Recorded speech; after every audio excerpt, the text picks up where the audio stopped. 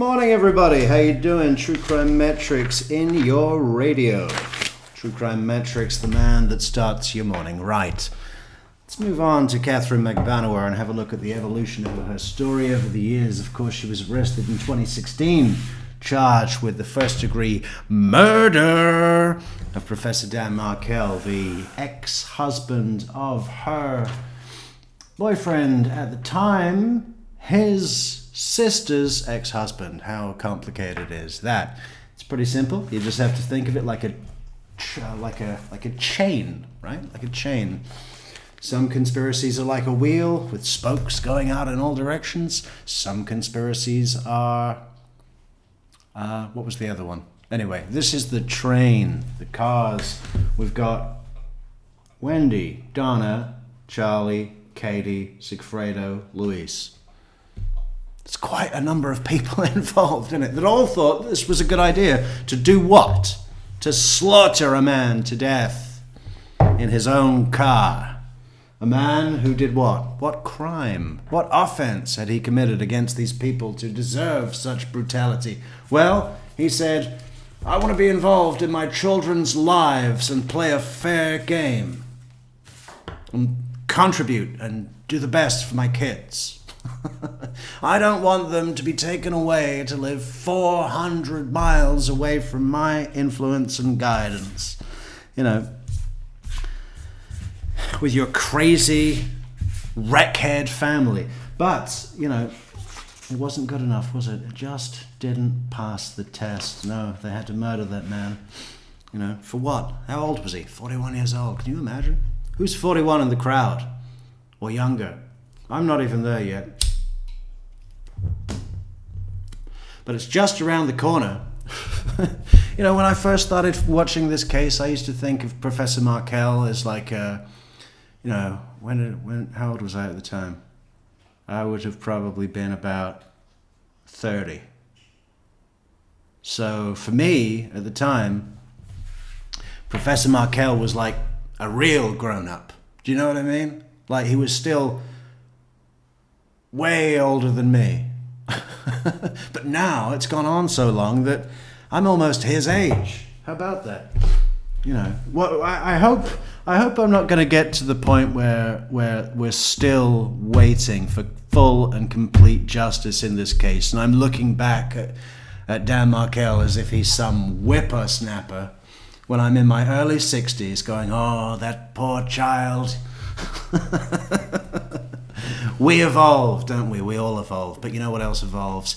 Katie Magbanua's story. We've seen her in Trial 1, 2019. We've seen her in Trial 2, 2022. She was found convicted. She then had a proffer where she, well, I was going to say told all, but that might be a stretch. I don't know if we're going to get to the proffer today, but because we've recently covered it. If you haven't seen our video on the Katie Magbanua proffer, you can check that out on our channel page. But we are going to have a little skip and a jump through her 4 testimonies. If anything else, just to have a look at the quality of her hairstyles, because look at that beautiful head of hair right there in the big picture. I mean, how great is that? It just makes me want to climb inside it and go to sleep. Wonderful, and I bet it smells like a dream. Even in jail. How do they do it? I don't know. Eggshells and Miracle Grow. But that's what we're going to be having a look at. We welcome all of you. Please keep your eyes on the road, hands on the wheel, and listen to True Crime Metrix until you get to work. And then when you get to work and your boss says, hey, no headphones in the office, please tell him to shut the fuck up. Where is our... or she, or they, or it. Where is it? How do we hide? We're going to hide and then play. Hide and play, hide and play, hide and play. Not that one, not that one. No. This one. Interact. Push. At this time, the defense calls Captain Magbanua to the stand.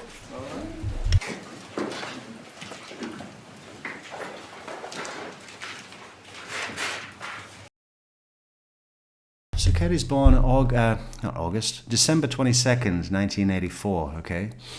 So at this point, this trial took place. What was the month this took place? Actually, I forget what month it was in the first trial. But I'm guessing it wouldn't be after December 22nd, of course. We'd be heading into Christmas, when all courts shut down. So she is only 34 years old here. And, you got to say, it's pretty incredible that she went up there to deal with Georgia Kaplan. Of course, she hadn't seen much of Georgia Kaplan at the time, but she's going to get up there and testify in her defense, and she doesn't exactly do a good job, as we will all see momentarily.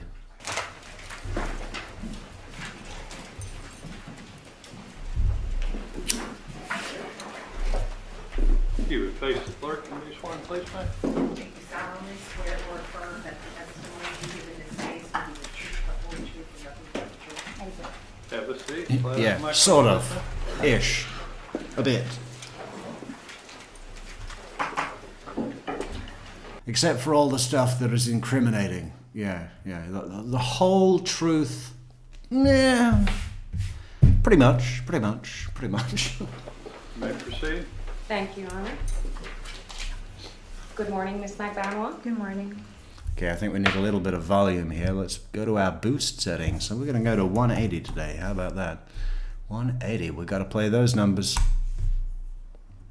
Okay, I'm going to ask that if, you can get closer to the microphone. If at any point I feel like you might be too low, the court might instruct you just to speak a little louder. Okay? Yes, ma'am. And, okay. Could you please introduce yourself to the jury and spell your name for the court reporter? Good morning. My name is Catherine Magbanua, Katherne. Magbanua, Magbanua. Now, Miss Magbanua, before you took the stand today, Yes, ma'am. you and I had a discussion. You understand that you do not have to testify today. Yes, ma'am. Is it completely your decision to take the stand today? Yes, ma'am. Overruled. Okay. Now, how are you feeling? Nervous? Okay. Now, if I'm going too fast, just let me know and I'll try and slow down. Yeah, it was my decision, absolutely, yes, but it was based on the advice of my attorneys, who told me, listen, with all of the evidence that they've got stacked against you, if you don't get up there, you're going to jail forever. Your only chance is to try and have some personality on the stand and try and connect with a juror. All right? Yes, ma'am. And I'm just going to take you back right now. Well, let's ask the most important question. Just before we get started, let's say hello to everybody in the chat. Welcome Jerome Smith. Welcome Chelsea Myers. Music by Brian 2024. Samara Kier. Am I saying that right? Samara Kier, welcome back. Boho Hobo 2317, welcome back. Good to see everybody in the chat. Did you have anything to do with the murder of Dan Markel? No, ma'am. Did you get the father of your children, Mr. Garcia, to commit a murder on behalf of Mr. Charlie Adelson? No, ma'am. Now I'm going... Yeah, it wasn't me. But you know what he did all the time? He was reading the prof's blog. Yeah. It was one of the problems in our relationship. He couldn't stop snorting cocaine off hookers' tits and reading the prof's blog simultaneously. That was his thing. It was his kink. take you all the way back, not too far back, Okay. but to around the area of 2013, Yes, ma'am. okay? 2013. I'm going to try and set up a brand new coffee link in, brand new coffee alert in the description after our good friend and brand new moderator Christina gave us the fucking inspiration of a lifetime the other day. What did she say? I'll try and make it in the background and then I'll show you all. Now, when is the first time that you met Charlie Adelson? I was working at a dental office in South Beach, and it was Sophie Dental. Okay, now what does Sophie stand for? South of 5th, I believe. Okay, and that would be on Miami Beach, you said? Yes, ma'am. Okay. And at that time in 2013, what were you doing at Sophie Dental? What was your job description? I was working in front desk, receptionist, and like insurance verification, like clerical work for the office. Yeah, thank God I went to college, so I learned how to type. Yeah, okay. It didn't require you to have any specialized knowledge in dentistry? No, ma'am. All right. Did Charles Adelson work at Sophie Yeah, not that much, not that much. Do you know what a molar is? Dental? Yes, ma'am. Now, was he an employee of Sophie Dental or was he like a subcontractor? A subcontractor. He was a specialist. Now, explain what that, how it is that he works with Sophie Dental being a specialist. We have a periodontist, and we would just schedule him out whenever there's patients that needed to be seen by a specialist. That whoever needed his specialized services? Yes, ma'am. All right. And you said what kind of dentist was he? A periodontist. Do you remember the first time you actually met? Not to my knowledge, no. Like, he walked into the office, but the girls just told me he's one of the specialists. Okay. Now, how is it that you two started to communicate outside of the work arena? I believe, like, he was asking a couple of the girls, if I was single, and then he took that. Jerome Smith says, I think it was 2016. What, are you referring to the trial? No, it's 2019. Her arrest was 2016. Thank you. On my number, or I think he put his number on my phone. I told him I already have your phone number because the doctors tell us to, text to see if, they can call the office and then schedule out patients for them, or whatever their schedule is, Okay. And so or availability. at this time, are you broken up with Mr. Garcia? Yes, ma'am. Okay. Are you living with him?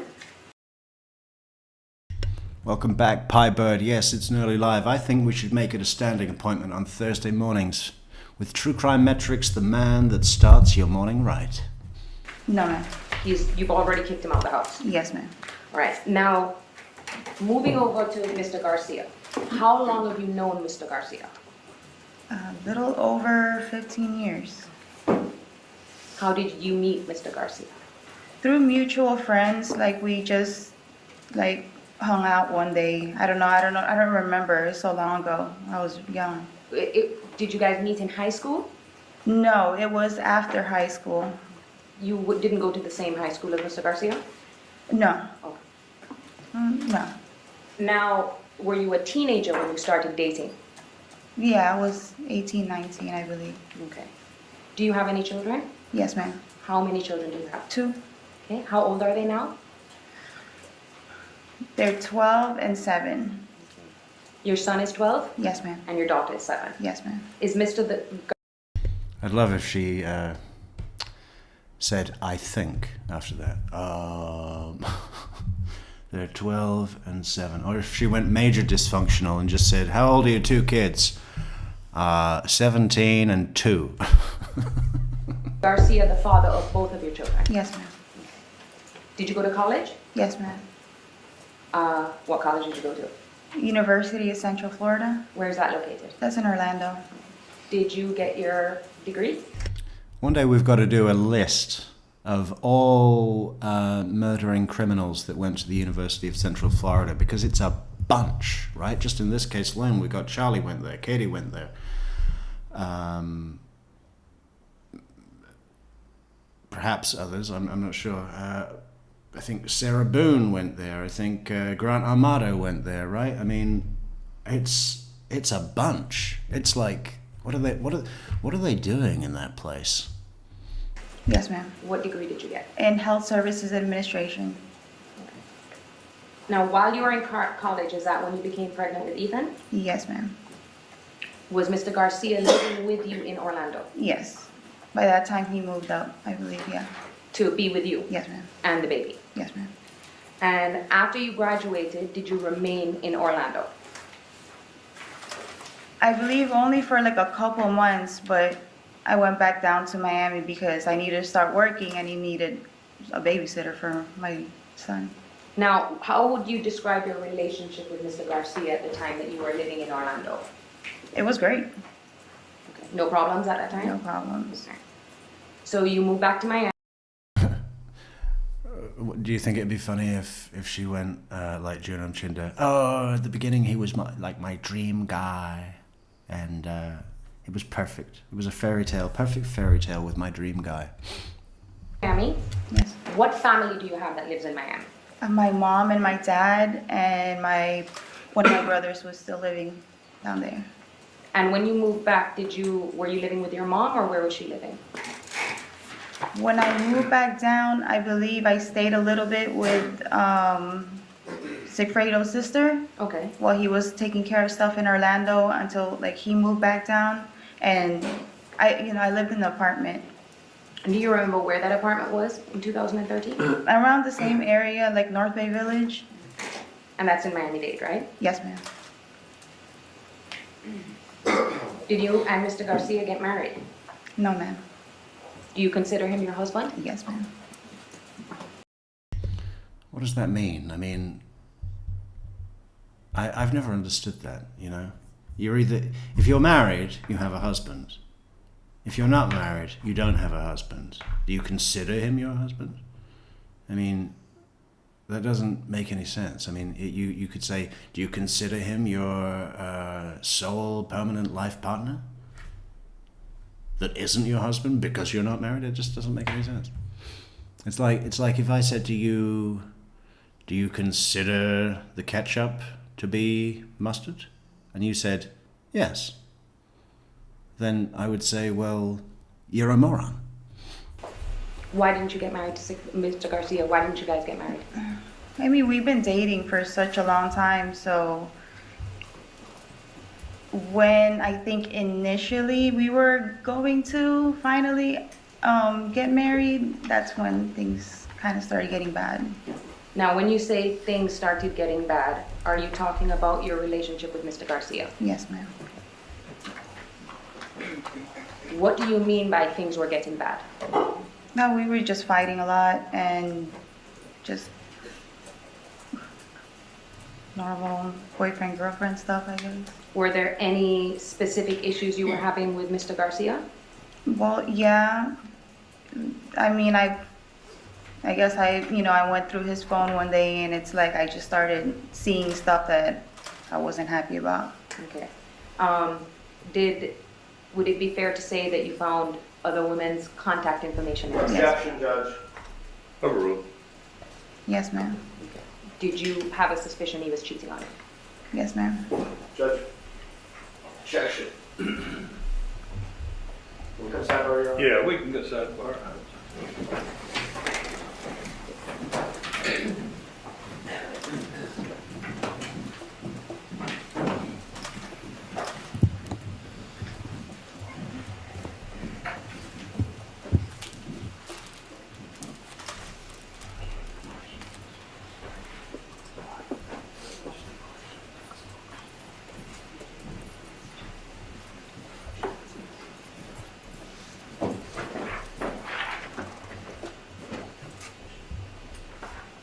Uh-oh.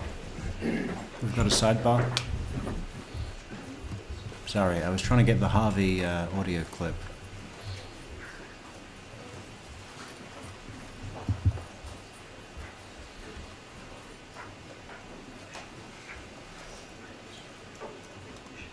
There he is, look. The husband. Oh.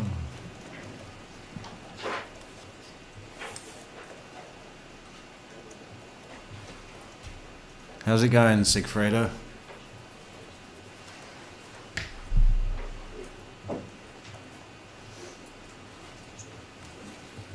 Hey, Sigfredo, were you instructed to hire a Toyota Prius?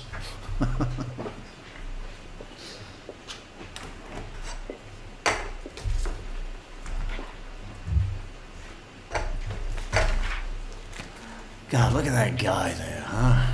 I mean, come on. Pull yourself together, man. You know, you can get a treadmill right in your house now. I know you're bored. I know you hate your wife. But you can still have fun while you're alive.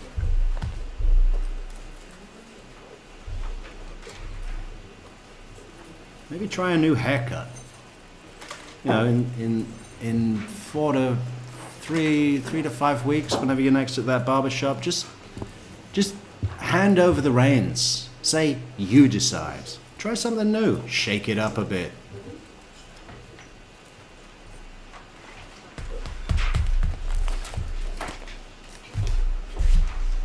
Take a leap. God.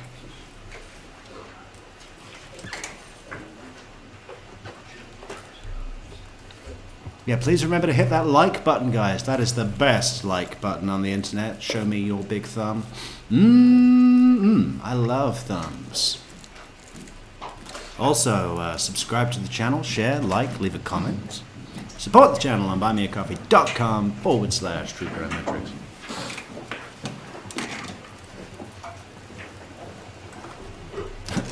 I always think it's amazing that this is the only trial that we did not see Sarah Dugan. I think her name is also Sarah, but I forget because she was very good also. She was very good also. She was also doing the split workload with Georgia Kaplan, handling the more personality-orientated examinations, you know, emotion. And then, you know, it's always the case that Georgia hands over to her not counterpart. What's the word? You know, her I don't know, her fucking colleague. You know, the other person that's helping, that's assisting or working with her. Her colleague always gets the more data-orientated witnesses, the spreadsheets, the financial analyst, the cell phone tower guy, blah blah blah blah blah blah blah. Look at Tara Kawas. What is she doing here now? It's a shame we're not going to see her in Courtney Clenny's trial. I always appreciate that when we see an attorney go and do someone else. You know, we saw that with the Apple River, the defense counsel in the Apple River being the same defense counsel as we saw in the Ezra McCandless case, right? And actually, you know, I think a lot of people don't like him, but I actually do. For some reason. I mean, he lost both cases, but they were uphill battles or upriver paddles. Why does no one ever say that? You know, that would work, right? Uphill battle, upriver paddle, or upstream paddle. That's what it would be. Up Apple River stream paddle. I mean, of course, there were difficult cases, but I like the show that he puts on and the attention to detail he shows. He's got a very good handle on facts, and you know, there's a shamelessness to him, which I think that's the reason I like him, and it's also the same reason why many other people do not. I don't know his name. I forgotten his name, but we'll find out. We'll bring it to you. We'll let you know. Proceed.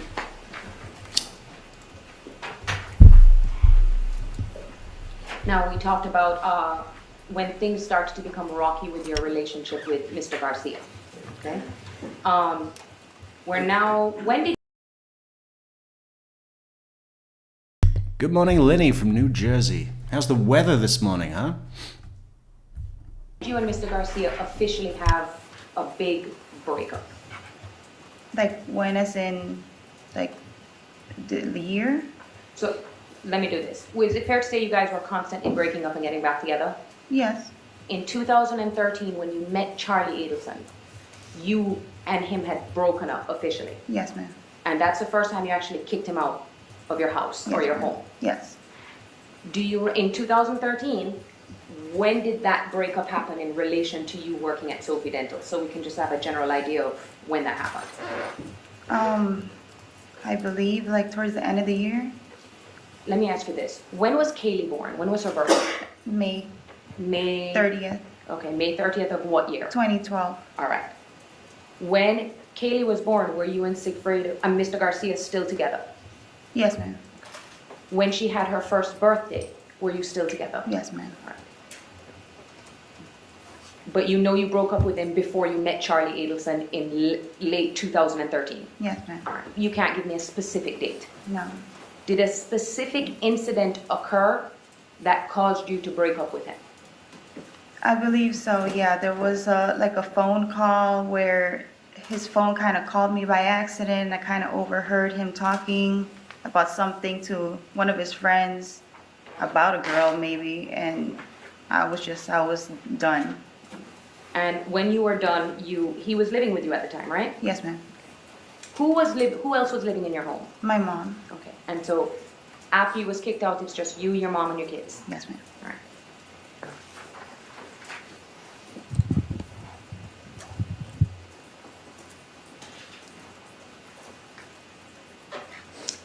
Was this a serious separation? Yes. At this time, yes. Did Mr. Garcia try to get back together with you? Yes. How did he do that? I mean, I've been with him forever, so, like he'd say the right things and we try to work it out again. But you never, in this time. Yes, Stella B99. We should absolutely make it Thursday mornings. Thursday mornings with Metrix. You began dating Mr. Adelson. Maybe that's what we should do. A double bill episode on Tuesdays. Then we give Metrix a break Wednesday. Then we have an early morning special following by our usual time slot in the evening, 9 o'clock at Eastern Standard. In the evenings, and then just every day, not every other day, every other day of the week, all the days of the week. Maybe we'll be publishing our schedule later this week. Watch out for that on our channel page. And you never. No, never got back together. Okay. How did you get the job at Sophie Dental? I believe one of my high school friends was working there, but she couldn't take the hours, so she told me, oh, you do great in this office. So I applied and got the job there. All right. And at that time, what other jobs were you doing? Was it just Sophie Dental? I believe I was doing like promotions.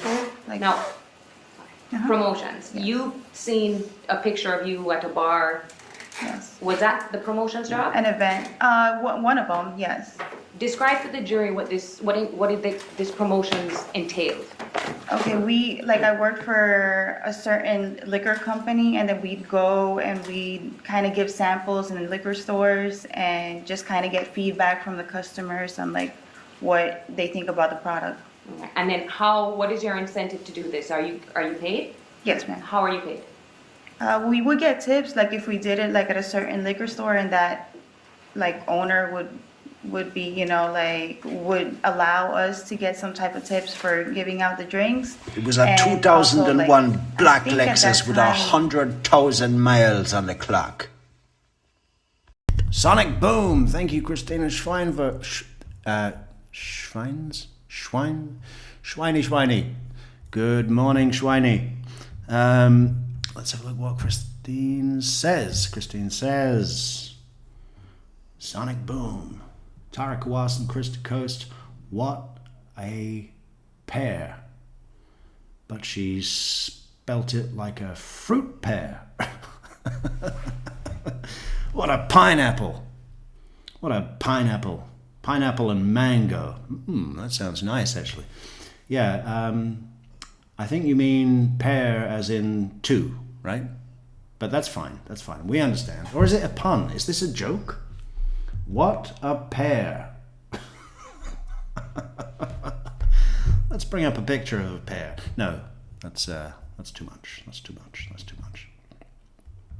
Hey, I think this. Anybody waiting to send coffee, hold back, okay? Because I'm just about to publish a fucking brilliant Harvey Adelson. What do you call it? Sound notification for the coffees. It's going to be good. I'm trying to get it done in the background, but bear with us. It's coming. Maybe give me 10 minutes. Thank you, Christine, for that wonderful classic true crime Metrix cup of coffee and the pear. We love pears. The company gave me checks. Okay. Yeah. So you think it could be checks, but you know for certain you are getting cash. Yes, ma'am. Good morning, Rock Hill. Thank you, thank you, thank you. All right. Do you remember how much you would average make at these promotions? Not at that time, no. Was it ever something that was stable or it's something that fluctuated? It fluctuated. All right. Sorry for the interruptions, guys. I will leave you all be for a few moments while I finish that Harvey Adelson clip. But Stella B says, where's the goal? Actually, we do have a fantastic goal today as we edge ever closer to Black Friday. I just had a look at the server company to get our website back online, which is fucking amazing, and it's going to be even better. We're talking the best resource ever for this case, where we're going to be publishing all the documents we have, all the theories we have, inviting everybody to come and share their own ideas and spin on this case. But the good news is that they have a fucking fantastic deal for the year, $150. So I think as we edge fucking closer to Black Friday, they're not even waiting until the actual day. They've published it early, it's go, it's on. That should be our goal, 150. Could we do a goal? Are people going to help us with our goal? I think it's a great goal. I mean, I think from what each and every one of you and others that aren't even here, but it's just going to be published on the World Wide Wenternet. That's our goal. I should publish the goal right now. Thank you, Stella, for reminding us. Now, when Mr. Adelson, Charlie Adelson, started calling you, was it clear to you that he wanted something more than a friendship? Yes. Did he make that clear to you? I mean, I assumed. Okay. And by that I mean he didn't beat around the bush about his intentions of dating. No. Alright. Was he pretty upfront about his attraction to you? Yes. Okay. Now, in the beginning, did you immediately start dating him? No. Did this progress over time? Well, it's hard to like have two children, and my daughter was really, I mean, both of them were really small at that time, so I don't have that luxury to just go out whenever I can. But you did eventually have a boyfriend-girlfriend relationship? Yes. All right. Do you remember what your first date, official date, was with him? No.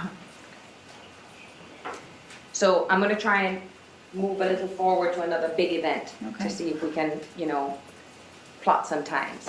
New Year's Eve is normally a big event for people. Yes, ma'am. Okay. So this New Year's Eve in 2013, were you dating Charlie at that time? Yes, ma'am. Okay. So did you guys go out together? Yes, ma'am. Do you remember what you did on that New Year's Eve, like where you went? I think we celebrated it like in Hard Rock Cafe and Casino. Like there's some clubs there, and like we just went with a couple friends. The one in Fort Lauderdale? I think I've only ever been to one Hard Rock Cafe, which was in Kuta, Bali. And I thought it was a pile of shit. Is that what they're talking about?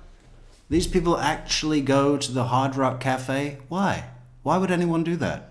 Why would anyone do that? Yes. The one that, oh, you don't know that yet. Okay. And it's a Hard Rock Hotel and Casino? Yes, ma'am. All right. How often would you say you and Mr. Adelson were communicating around this time? Daily. Daily. In what ways would you communicate, if you could describe for the jury? Through phone. And what mediums would you use? Would it only be calls, FaceTime, WhatsApp?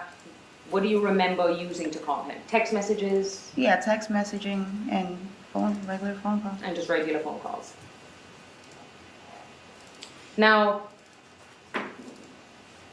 did you ever consider yourselves boyfriend and girlfriend? And we never put that, that label, like boyfriend, girlfriend, but yeah, I guess. I mean, we were hanging out a lot. And when you guys would talk to each other, you'd call each other baby. Yeah. Would you say things like, if you end a conversation, you'd say, I love you? Okay, there's our goal, guys. And I tell you what we'll do. When we get the website online, we will have a special plaque available listing the names of the kind individuals who helped us achieve that goal, and you will be forever recognized, acknowledged, thanked, friends and partners. You know. Yeah. That's what we'll do. We should give a little back. We also need to do a nice credits roll for the end of the show, because as you all know, I just play the intro again, but we should acknowledge all of our supporters with their names at the end of the show, and maybe do that. If we do that every month, then I need to change that once a month. That's doable. That's fine. Let's do that, because that's what the pros do, right? That's what all those pros do. Paul, other people like Paul, and yeah, that's what we'll do. But yeah, please do help us with our goal at the top of the chat and get your name on our list of friends and partners, forevermore appreciated, acknowledged, and thanked on our fantastic truecrimemetrics.com website. Yeah. But in terms of it being a serious relationship, were you ever looking for him to move in with you? No. Was there ever any discussion about that? No. So people go to Hard Rock Cafe to get fancy drunk. And by the way, music by Brian. Did I just have the mute on when I did a pitch for the goal and the friends and partners thing? Did you all hear that or not? Because sometimes I get confused with this mute button. I'm trying to get this Harvey Adelson tape back, so there's lots of typing. Did you hear it, music by Brian? Or do I need to say it again? Just let me know. Thank you. Broward. Okay. And then even further up, I don't know how far his patients go. But he travels up Up and down, yeah. all through Dade, West Palm, Yes. all those counties to do his specialty, correct? Yes, ma'am. Now, did you see each other every day? At that time? Yeah. I don't think so. Right. But you did talk every day. Yes. How would you describe Mr. Charlie Adelson in terms of how much he talks? A lot. You were listening to some of the phone calls that were played in court, right? Yes, ma'am.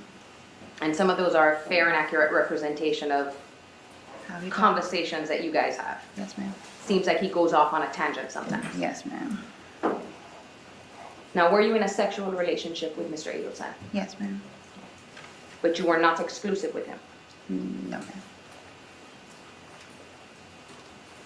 Now, I know this is going to be a little uncomfortable. Were you still having a sexual relationship with Mr. Garcia? Yes, ma'am. How often? Whenever we would kind of get back together, I guess. Was it as frequent as how much? Wouldn't it be great if she said, and who was better in bed?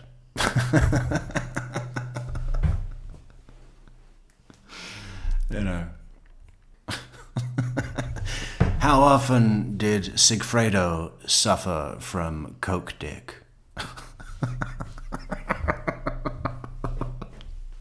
Much you were having sex with Mr. Adelson at that time?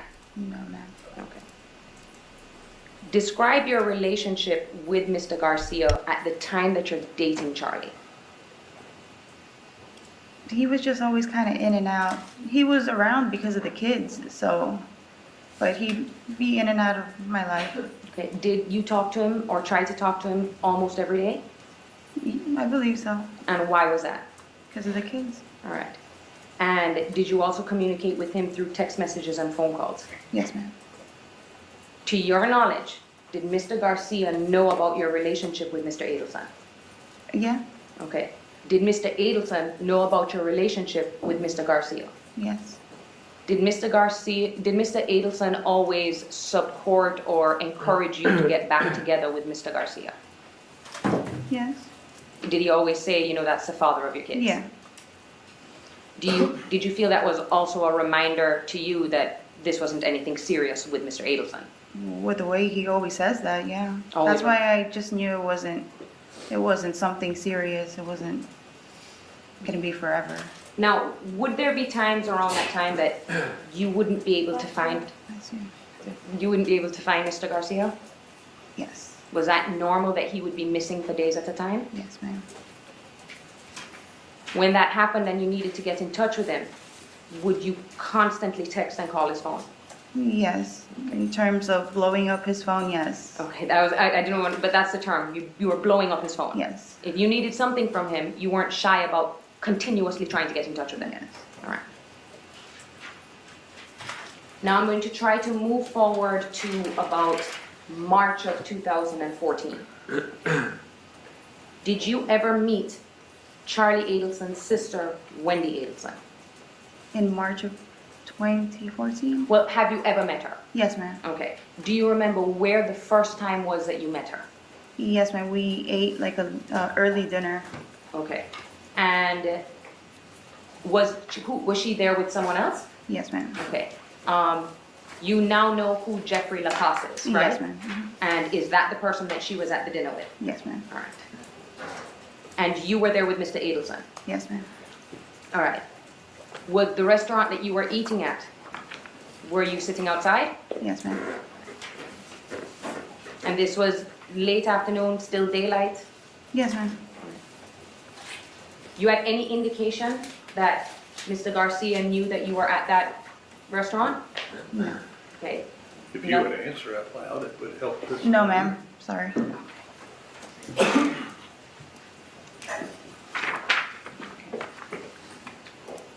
Does it sound like a fair representation that that occurred in March of 2014?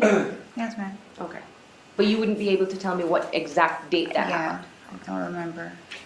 Now, another big day in May is Kaylee's birthday. Yes, ma'am. All right. So that's May 30th. Mhm. This would now be in 2014, so it's her second birthday? Yes, ma'am. Do you remember that day? Yes, ma'am. Do you remember what you did for Kaylee? Yeah, I had like a small little birthday party in the apartment. The apartment you were living at what location? That was in Treasure Drive. Treasure Drive. Yeah.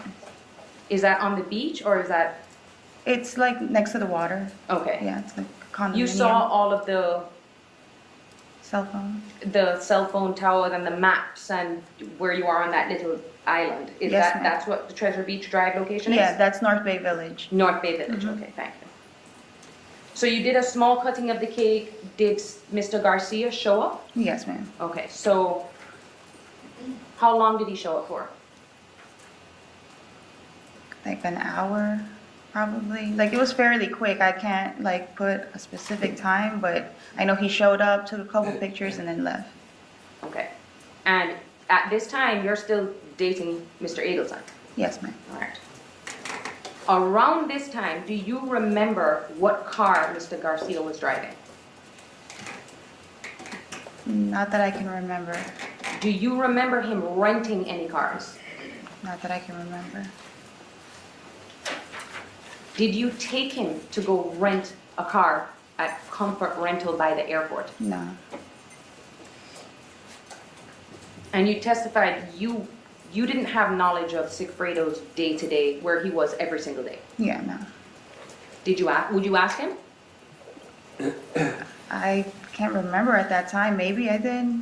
Like I'd ask him like, where have you been? And then, but that's it. Half the time at that time, I don't think I was asking so many questions. Okay. Because you weren't together. Yeah. And he probably wouldn't have told me anyways. Now, I want to talk to you about July 1st of 2014, okay? Do you remember a day when Mr. Garcia confronted you and Mr. Adelson? Yes. Okay, so I want to talk to you about this. Did Mr. Garcia come and pick up the kids from you that day? Yes, ma'am. All right. What were your plans for that day? To go out on the jet ski. Whose jet ski? Charlie's. He owned jet skis. Yeah. How many? He had one. Just one. Okay. What car was Mr. Adelson driving at the time? The Lexus. The Lexus that you were arrested in. Yes, ma'am. All right, I will get to that. So did Mr. Garcia know that you needed him to watch the kids so that you could go out with Mr. Adelson? I mean, I probably told him that I had to go out or I had plans. Would you have told him it was Mr. Adelson? No, Why? because he didn't like him. So Mr. Garcia comes and he picks up the kids. And by kids, I mean Ethan and Katie. Yes, ma'am. What car do you remember him driving at that time? I believe he had like a Volvo, like a old little bucket car. Okay. What does that mean, a bucket car? It's like a cheap car. Oh, okay. Like Do you remember what color or anything like that? a blue, I think. So he picks up the kids. Where does he take them, if you know? He took them to go eat, like around the corner, there's like a pizza place down the block. I think he took them out to go eat. Now, after he picks up the kids and leaves, who comes and picks you up? Charlie. Okay. And you get in the car with him? Yes, ma'am. All right. And you guys are just gonna go and take the jet skis out? Yes, ma'am. All right. What happens, well, how, you pull out, Mr. Adelson does. How far does he get away from your apartment? Probably down like a block. And then what happens? Sigfrid will cut us off Okay, in what? in the car, on the car. Now, describe for the jury what you mean cut you off. Like, did he, describe for them. Oh, like we were driving out of our parking lot and then he cut us off like right in front. Like he went around us and cut us off and blocked the street. Did Mr. Adelson have to slam on his brakes to stop? Yes. Were your children in the car with Mr. Garcia? Yes, ma'am. Okay. Did Mr. Garcia get out of the car? Yes, ma'am. What was he doing? Screaming in the middle of the street At who? at us. Did you guys roll down the windows? No, Do you have any idea what he was yelling? no, Was he yelling in Spanish or English? I don't know. What did Mr. Adelson do? Well, he was freaking out. He was trying to figure out how he can make a turn to go the other way around with the jet ski like hitched in the back. Okay, so he didn't get out the car and confront Mr. Garcia?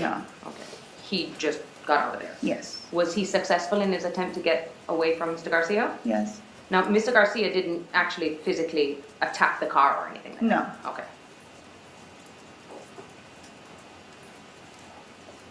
Now, who is Yendra? Like a high school friend. She's younger. Okay.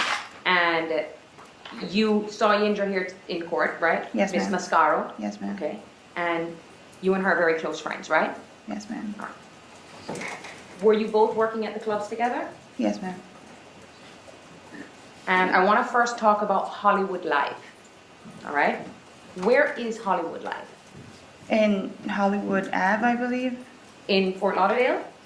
I believe that's like in the beginning of Fort Lauderdale, yeah. It's not one of the clubs that is at the Hard Rock. No, ma'am. It's a separate establishment. Okay. How did you get the job at Hollywood Live? I believe through friends or, because I was working in another club before that, and when you work with the other girls in bottle service, they kind of like recommend you. Like, oh, there's this other club too that you make good money at. Do you remember what the first club you started working at was? Fate. Fate was the first club that you were working at. Okay, so you started working at Fate and then got another job at Hollywood Live. Yes, ma'am. All right. Now you keep saying bottle service. Describe for the jury what bottle service is. Okay, we have like VIP sections in, you know, the establishment and the club, and basically we have, you know, we service the people in the VIP with the bottles. We take them out with the sparklers, make a big scene, like take pictures, like dance a little bit, I guess, for the customers, and then just make them feel special. Okay. Now part of your job is how you dress, right? Yes, ma'am. It's expected you to dress provocatively Yes, ma'am. with probably as little clothes as is allowed Yes, ma'am. without you being arrested or anything, right? Yes. And that is because that's going to get you more tips, right? Yes, ma'am. Mhm. An average night, because you've heard a lot of testimony about how much money you made. What was a good night for you at the club? A good night for me. I can walk out of there with $1,000 to $1,500. Now, let me ask you this. Certain nights are better than other nights, right? Of course. Mm-hmm. So what is probably the best night of the week? A Saturday, or if there's like some artist or somebody that's gonna be performing in the club, you'll get, you know, people that. High roller clients. Yes, ma'am. All right. And Friday a good day to work too? Yes, ma'am. All right. You can Did be you in the own- middle. It can go be ahead. in the middle of the week. It could be like a Wednesday night. Especially if someone is making a special appearance. in the Yes, club. ma'am. Was your schedule set every week with specific days, or you could No. pick up and drop shifts? Yeah. All right.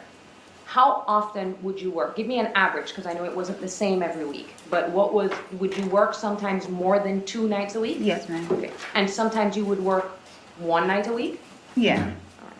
If we knew that it was gonna be like a slow month, and if we come in on a Friday and it didn't seem like we're really making much, majority of the time on Saturday, like, we'll try to trade off shifts. That's another thing you can do. You can trade off shifts with the girls. Like, can you come in for me? And then, you know, they're very lenient about it. Okay, and that's how it is in the service industry. Yes, ma'am. Everybody's picking up each other's shifts. Now, did you report your cash tips? No, ma'am. You didn't report them on any tax returns? No, ma'am. Okay. Why not? Because they're my cash tips. Like, I mean, none of the girls really did it. Okay, now you understand that you haven't paid taxes on that cash, Yes, right? ma'am. Okay. And you do understand that you are supposed Yes, ma'am. to report all of your cash so you can pay the federal government, right? Yes, ma'am. But you did not. I did not. Okay. Would you save up a certain amount of cash and keep it at home? Yes, ma'am. Okay. Did you deposit everything that you made cash-wise into the bank? Yes, ma'am. You did? I mean, cash-wise, yeah, like I'd save up, you know, and then whenever I get a chance, then I would deposit it. Okay. So you wouldn't go, for example, like every Friday after a shift or No. every Saturday? No. Okay. How many bank accounts do you have? 2 How long or have you more. had? Oh, from which 2 banks do you go to? To Chase and to Bank of America How long have you had 2 bank accounts? since I guess I opened. Okay. I mean, since I was probably 16, 17. Oh, okay, so you've always had 2 separate bank I accounts, right? believe so, yeah. Okay, so there would be bank records dating all the way back. I believe so. I don't know how far back though. Okay. Yeah. Do you know anyone by the name of Dan Markel? Well, did you back then know someone by the name of Dan Markel? No, ma'am. In 2014, you've learned that Wendi Adelson's divorce was already finalized, right? I learned it here. In court. Yes. Now, when you had that meeting, well, not really a meeting, but when you had the dinner and Miss Adelson showed up with Mr. Lacasse, Yes, ma'am. do you remember at that time, was she talking about her divorce? Not that I can recall. Did you know at that time that she was married or had been married? Not that I can recall. Okay. I know she probably talked about her kids because that's something, you know, like I talk about my kids and then it kind of makes conversation like, oh, you got kids, I have kids, and how old are they? Type, but No, she never went into any specifics with you about how tumultuous her divorce was? no, You ever exchanged phone numbers with Wendi Adelson? No, ma'am. You guys didn't talk on the phone? no, ma'am. You're not friends with her? No, ma'am. All right. You knew her mostly as Charlie Adelson's sister? Yes. Now, that time that you had that dinner in March, that's not the only time you guys hung out. No, ma'am. There was another time that you hung out with Yindra, right? Yes, ma'am. Okay. And I think we established that that was Father's Day of that Yes, year. ma'am. Does that sound familiar? Yes, ma'am. Why, when you heard Father's Day, you started nodding your head like, yes, that's right? Well, because I saw the picture, Mhm. and then when I saw the picture and they said Father's Day, I was like, oh, okay, that's probably why I wasn't with the kids, because Sigfredo had the kids. Mr. Garcia would have had them on Yes. Father's Day. Yes, ma'am. Okay. And what year are we talking about? 2014. Well, as far as you know, they were with him. Could they have been with his mother, Maybe, his sister? maybe. You didn't But check? it was his, yeah, like it was his day. It's his or- turn. Yeah, Okay. to have them. So did you know, you said she had mentioned her kids. Mm-hmm. Did she mention anything about a custody battle or anything like that to you? No, ma'am. Did she talk negatively about her ex-husband at all in your presence? Now, I want to talk to you about, you've met Donna Adelson and Harvey Adelson, Yes, right? ma'am. Okay. In your presence, did they ever talk about Wendi and her divorce in front of you? No, ma'am. Okay. Hey, Chauncey Myers, look, our first friend and partner to get her name top of the table on our plaque of friends and partners. If you would like your name on our plaque of friends and partners that helped us with our goal and got our website back online for the Black Friday sweet deal of a lifetime, help us with our goal at the top of the chats. Thank you so much, Chauncey. And how did Charlie talk about his sister? Charlie Adelson. He didn't. He didn't talk about her to you at all? I mean, he told me he had a sister, he had a brother, but that's about it. Not any details. You never met the brother, right? No. Okay. Did it seem to you that Charlie was very close to his sister? Yeah, he said he loves his sister. Okay. What about his relationship with his mother? Yeah. She didn't sound too sure about that, did she? She didn't go, oh, fucking hell, they're amazingly close. Yeah, he says he loves his sister. Do they talk a lot? Yeah, I believe so. Okay. I believe Now I so. want to turn your attention I believe so, apparently. So I've been told. to July 18th of 2014. You now know that that was an important day in this Yes, case. ma'am. You've now learned that that was the day that Dan Markel was executed. Yes, ma'am. Did Mr. Garcia ever tell you that he was leaving town? No, ma'am. Do you remember Mr. Garcia ever telling you, I'm going up north, I'm going to Tallahassee? No, ma'am. Would Tallahassee have stuck out in your mind? Yes, ma'am. Okay. And apart from being here for the past 3 years, have you ever been to Tallahassee before? No, ma'am. This is your first time here. First time. Yeah, it's not the best first time in, you know. And how do you rate it? Have you been on TripAdvisor and left a star rating? Thoughts and feelings on Tallahassee? If I asked you right now what you were doing on July 18th of 2014, would you be able to tell me? No, ma'am. Do you remember having a conversation with Charlie Adelson about his brother-in-law being in an accident? Does that sound familiar to you? It sounds familiar, yeah. Okay, so you do at some point remember him referencing his brother-in-law or ex-brother-in-law. I believe so, yeah. As best as you can remember, and I don't want to put words in your mouth, try to describe for us what it is that he said to you in terms of referencing his ex-brother-in-law being in an accident. Well, that was it. Like, I remember, or trying to remember, that there was one day that he had called and he said, yeah, like his brother-in-law got in an accident. I don't know if it was a car accident or an accident. Okay, do you remember, does car accident, does that sound familiar, or you don't know? I don't know. All right. Did he tell you that his brother-in-law had been shot twice? No, ma'am. Okay. He didn't tell you he had been murdered? No, ma'am. Would you have remembered that if he told you? I would remember that. How do you know Luis Rivera? Through Sigfredo? Were you ever close with him? No, ma'am. You knew how close he was to Mr. Garcia, though? Yes, ma'am. All right. But you wouldn't, did you hang out with him if Mr. Garcia wasn't around? No, ma'am. Did you talk to him on the phone at all? No, ma'am. All right.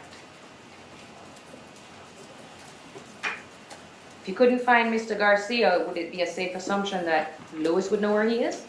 Yes, ma'am. But you didn't have his number even saved in your phone, right? I don't believe so. Okay. You saw the phone records in this case, right? Yes, ma'am. Your phone records. Yes, ma'am.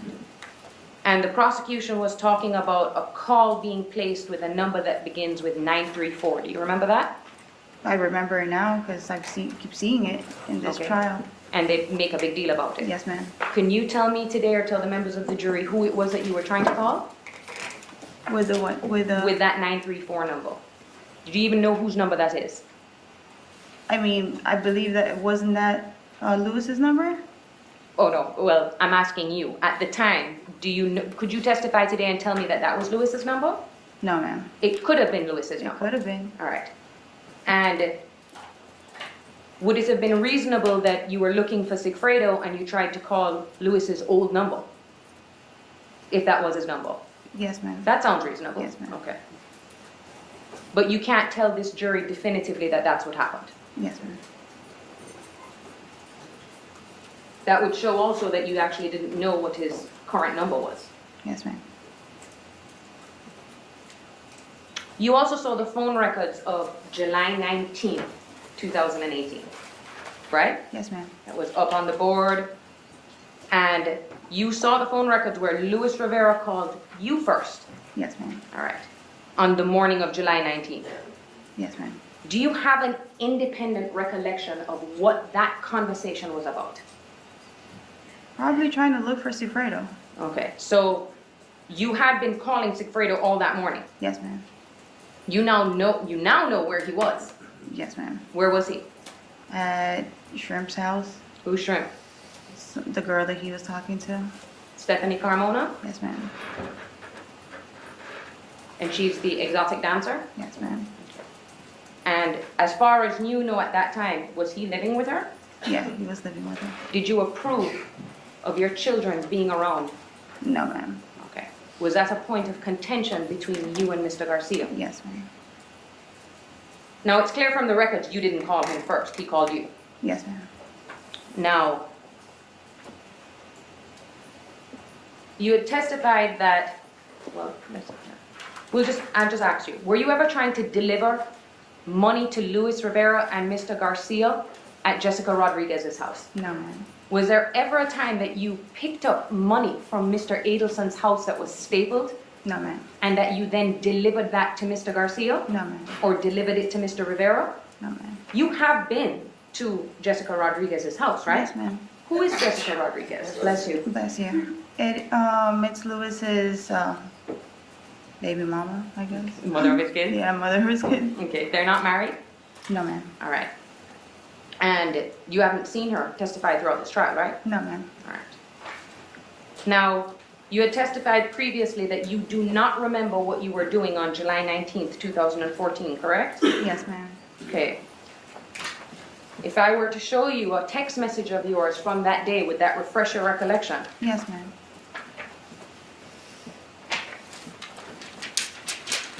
Showing the state what's been pre-marked as Defense Exhibit 36.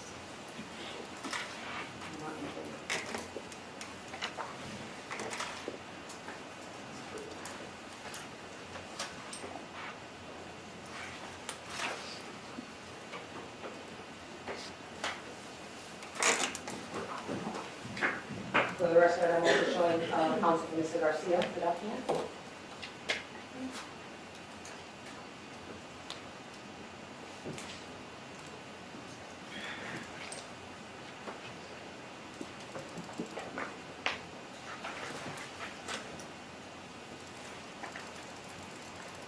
Your Honor, may I approach?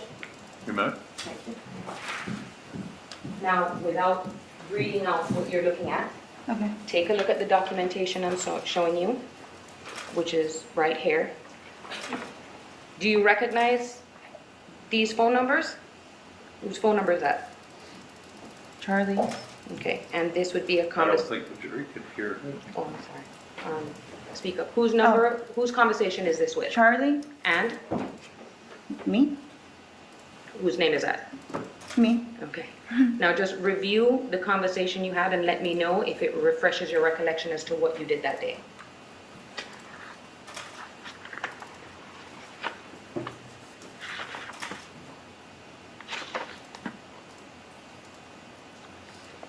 Okay. Also take a look at the time. I don't want to confuse. Okay. Has your memory been refreshed? Yes, ma'am.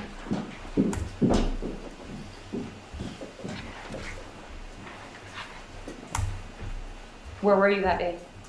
Took Ethan to the pool. Who's I'm Ethan? sorry, I couldn't hear. Took Ethan to the pool. Okay, and Do you remember around what time you took Ethan to the pool?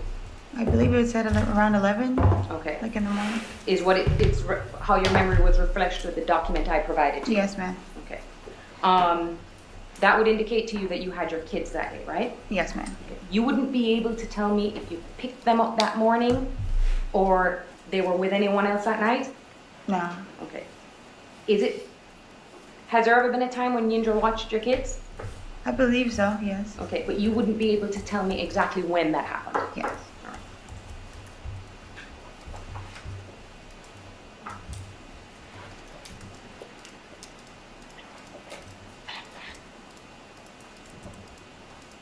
Can you describe for the jury how it is that you started working for the Adelsons? How I started working? Yes. Well, I had asked Charlie for a favor if I could start working for him. Do you remember when you asked him for that favor? No, like year-wise, Date-wise? probably, If I were to show you a text message of when you asked him that, would that refresh your recollection? yes, ma'am. All right. I'm showing opposing counsel, what's been pre-marked as defense exhibit 33.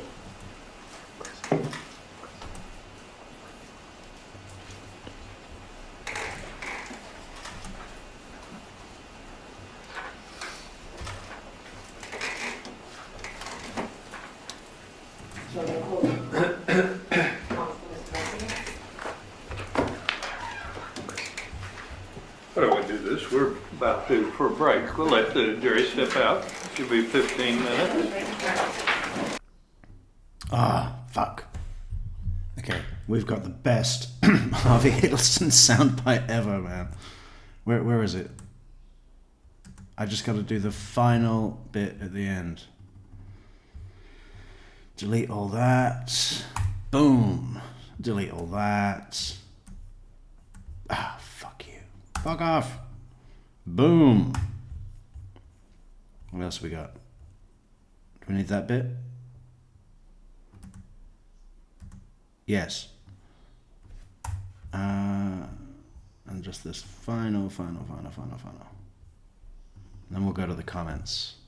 Sorry, I've been so absent, but it's going to be worth it. Trust. That's the Metrix promise.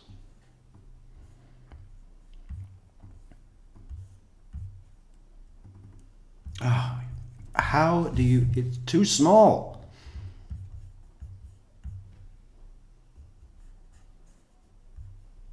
The fuck?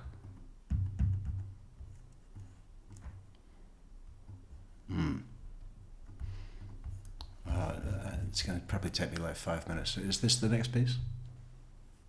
This is the next piece, right? Oh, Piebird! Thank you so much, Piebird. Look, Piebird is the second great Metrix person to get their name on the plaque of friends and partners. Piebird. 1, 2. Good job, Pi. Michelle! Michelle's here, so wave to Michelle. Good job, Michelle. Derek, good morning. Isn't it a little early for you? Derek just wakes up at 5 a.m. every day to play the piano. Good job.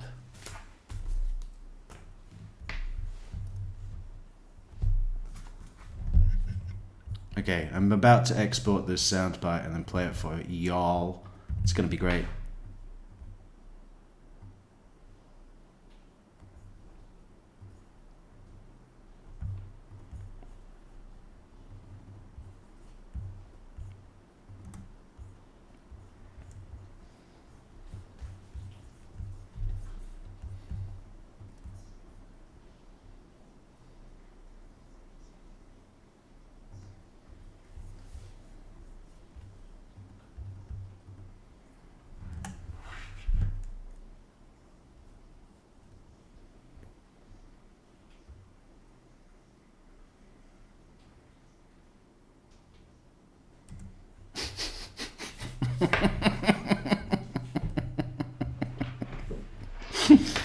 Oh my my God, this is great. Everybody be seated, please. Make proceedings, please.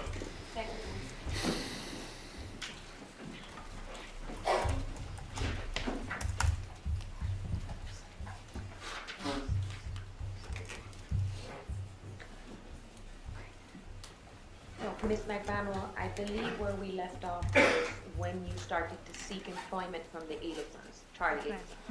I'm going to, Your Honor, may I approach? You may. I'm showing you what the pre-department difference exhibit 33. Take a look at the date and the substance of the text message, and when your memory has been refreshed, let me know. What was the date you said? She Pardon? has it. I didn't say. Oh, okay.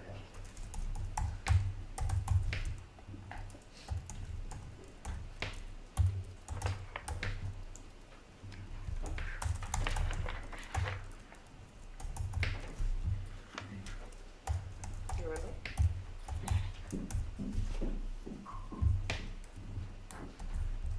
What date was it that you asked Charlie Adelson to help you out with employment? That was on June 24th of 2014. 2014. And these are messages that are from Charlie's iCloud account, right? Yes, ma'am. Not your phone. I believe so.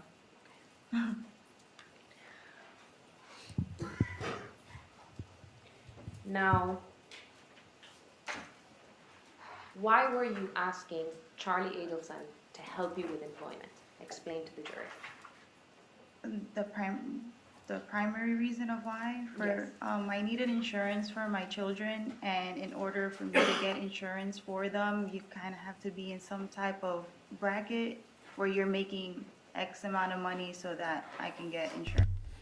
Okay, y'all ready for this? Let me just check. Is this set up? We're going to do a test. This is our first test of, this is a premiere, okay?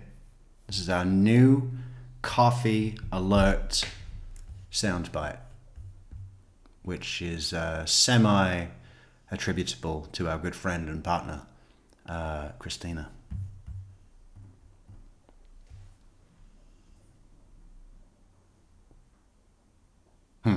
Where is it?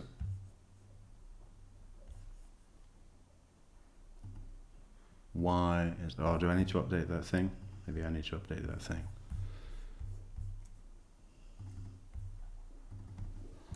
One? Nope. Nope. Coffee. Boom. Coffee. Boom. Now test.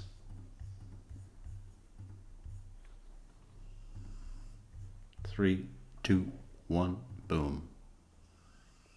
I have been Donna Adelson's husband for over 50 years, and I could not help but scream in my mind.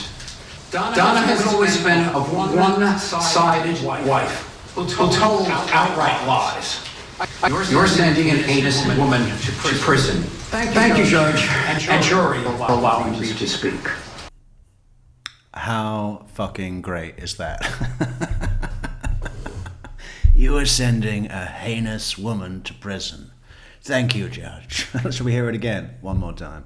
The great news is you can hear it anytime you want. Anytime you want to hear it, come on, tune into a live, send us a coffee, and it plays. How great is that?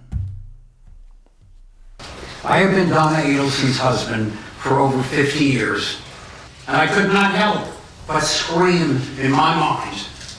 Donna has always been a one-sided wife who told outright lies. You're sending an innocent woman to prison. Thank you, Judge and jury, for allowing me to speak. I can't wait till Christina hears it, man. It's going to be great.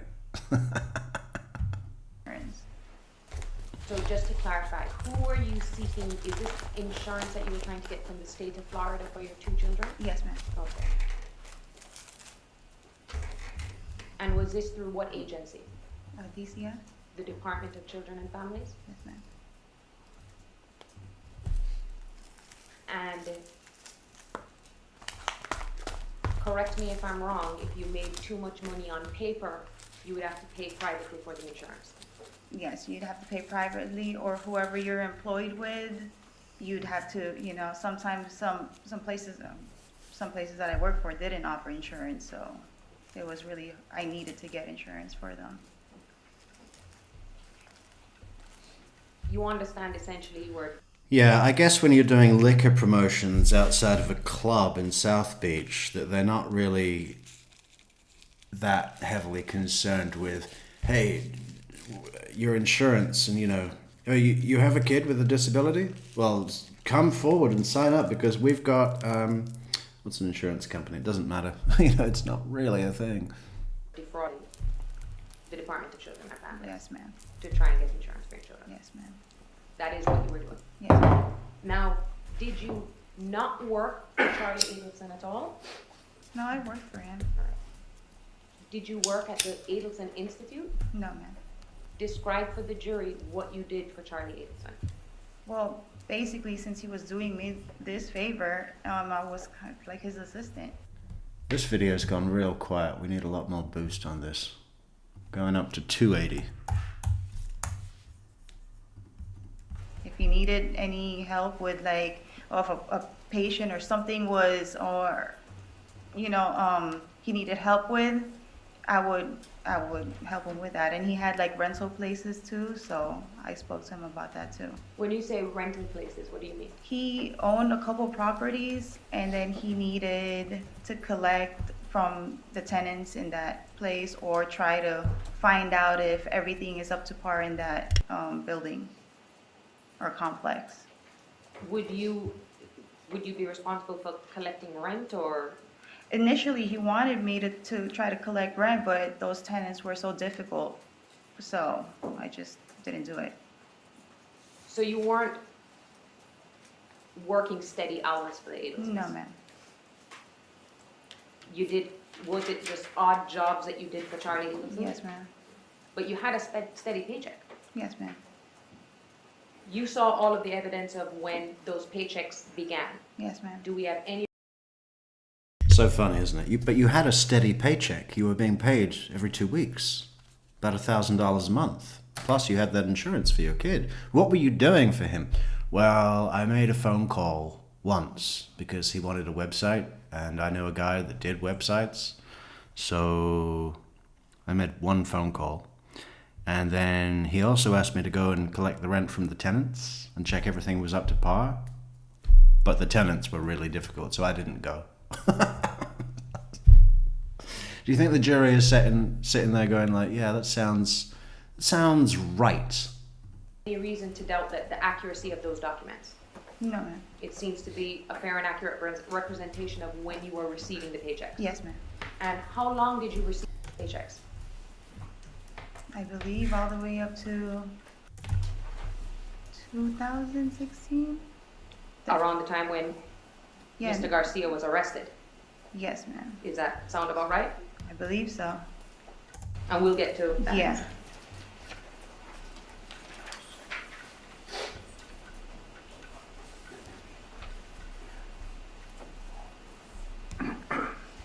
So just so that we're clear, on paper with your tax returns, it would only show you making a minimal amount of money to the government, Yes, ma'am. and you weren't declaring any of your cash debts. No, ma'am. Is that the only place that you got cash from, was from your cash debts? The only employment place? No. Is that the only place that, well, did your mom give you money? Yes, ma'am. Did Mr. Garcia give you cash? Yes, ma'am. Did he steadily give you cash? Not steadily, no. There wasn't like a set date that he had to give me anything. It would be whenever he had. When he would, was there ever a time that he'd come to you with this, well, would you consider $1,000 a significant amount of cash? Yes, ma'am. Okay. And would he give you significant amount of cash to Yes, you? ma'am. Yeah. You didn't ask him where the money came from? No, ma'am. Why? It could be from illegal activities that. Objection, Judge. It's the same.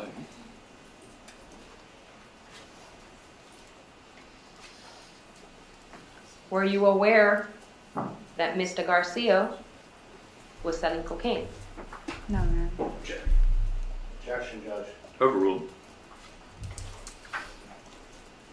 Did Mr. Garcia have a steady form of legitimate employment? No, ma'am. But he would show up on occasion and just give you cash. Yes, ma'am. Why would you take it without asking where it came from? It's for my kids.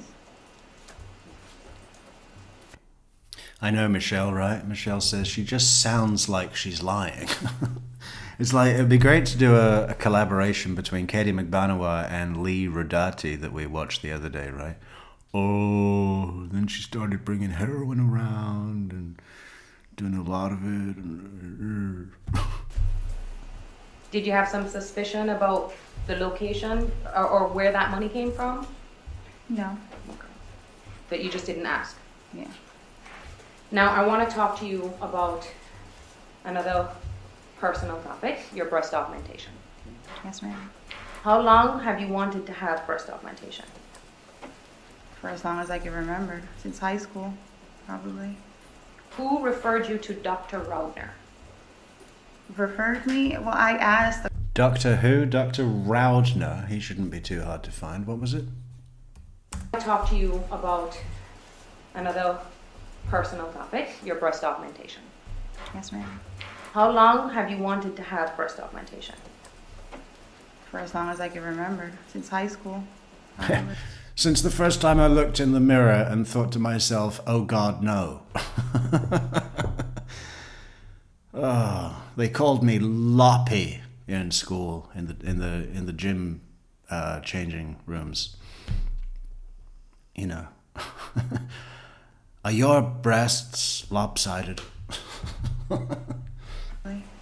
Who referred you to Dr. Raudner? Referred me? Well, I asked a couple people, but I believe Charlie gave me the information for Dr. Rudner. Do you remember? Oh, it's Raudner. Yeah, Okay. Raudner, I don't know. Did Raudner. I should think both of those. Whichever one it is should be easy to find. What do we do? Dr. Rudner. Cosmetic implants, Miami. why? Well, Charlie, Mr. Adelson was in the medical field. Yes, ma'am. All right. Did you receive any other recommendations from other people? I believe so, but I can't be sure. Okay, but Charlie is the one that recommended it. Yes, ma'am. And who paid for your breast implants? I did. All right. How did you pay for your breast implants? Well, from my cash tips. Now, we saw how much your breast implants cost, Yes, ma'am. and it was around $4,000. Yes, ma'am. Does that sound about right? I believe so. When you pay in cash, do you get any incentive for paying in cash? Yes, ma'am. Like my initial consultation, which was like in the beginning of that year, Mm-hmm. that I got it. It was fairly. Yeah, I thought that'd be easy to find. Check this out. We've got his website. He has the Playboy logo right at the top of his website and Sports Illustrated. Classy, man. Classy. Check it out. So, what does Dr. Rudner tell us? Let's just call him Dr. Lenny. Miami's top plastic surgeon. Don't they all say that? Featured in Allure, featured in Playboy, featured in Sports Illustrated. Dr. Lenny. Oh, he calls himself Dr. Lenny. How fucking, I knew it. Dr. Lenny, as he is known to his patients, has been featured. Oh, that's such a fucking pervy. What's that guy who works for American Gymnastics? USA Gymnastics? What's his goddamn name, that little mole man? What's his name? Somebody tell me who I'm talking about. God, I know his name. His name is...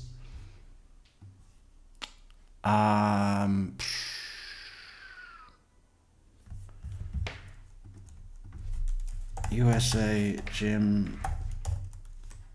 Gymnastics pedo.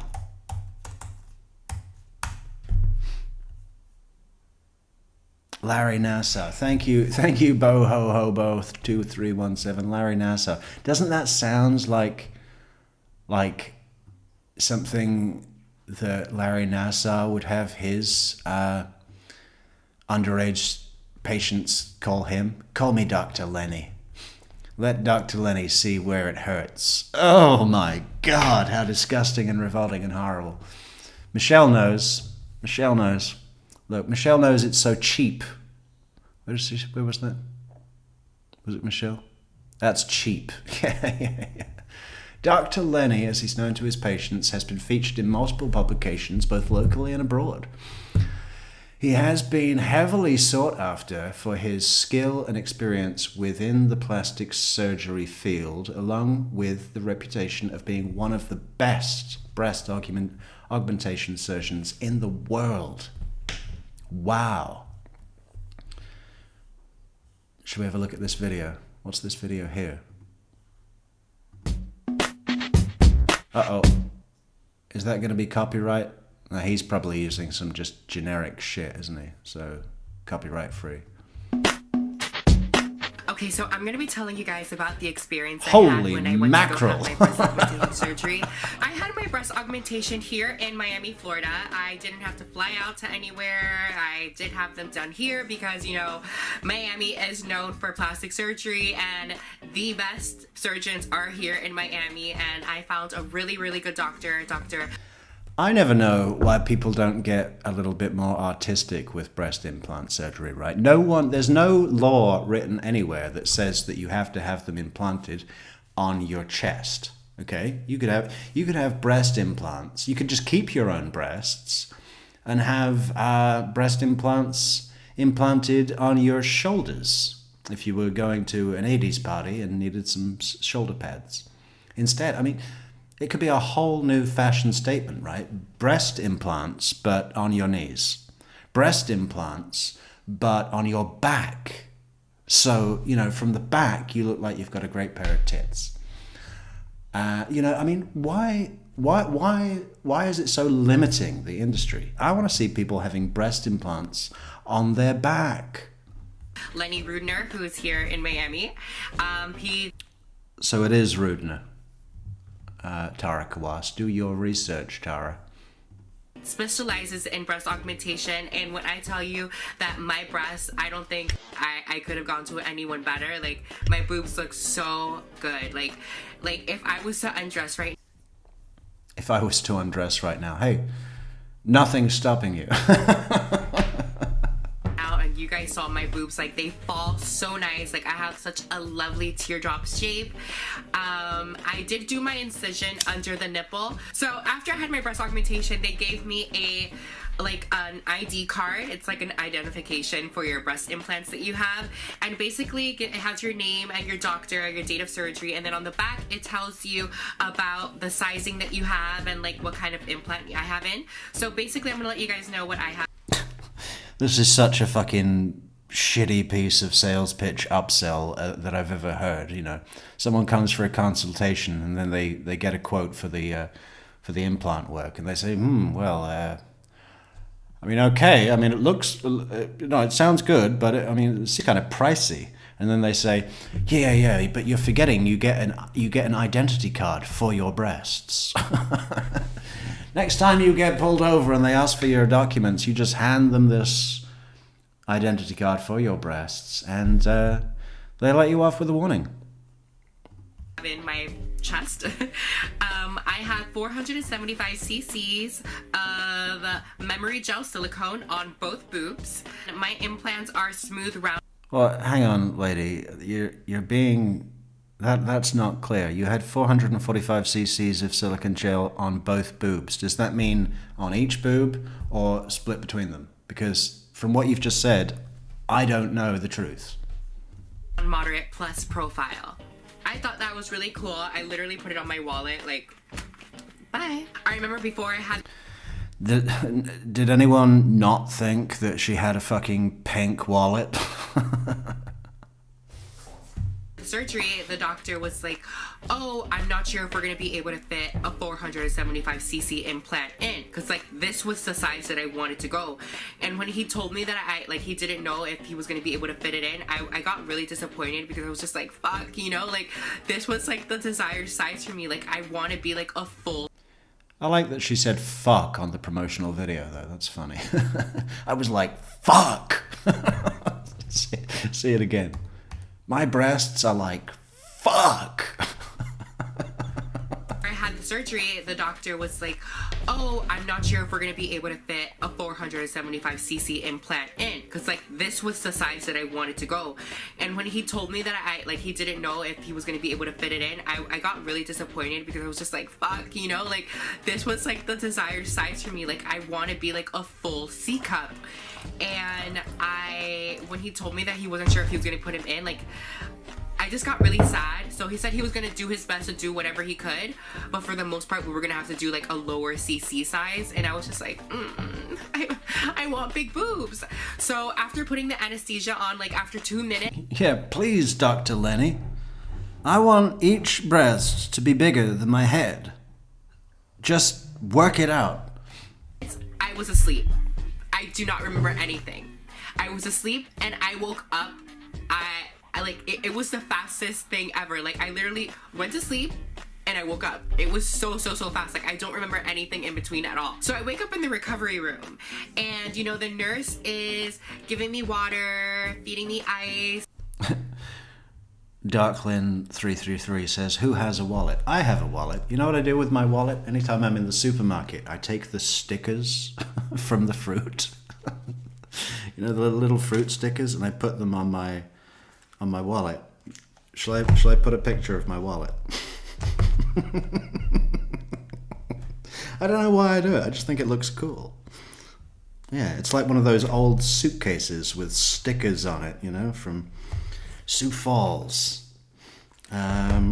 Yeah, that's my wallet. I've been thinking I should get a different wallet, a new wallet, but I only like leather, black or brown. I had a brown one once. That was cool.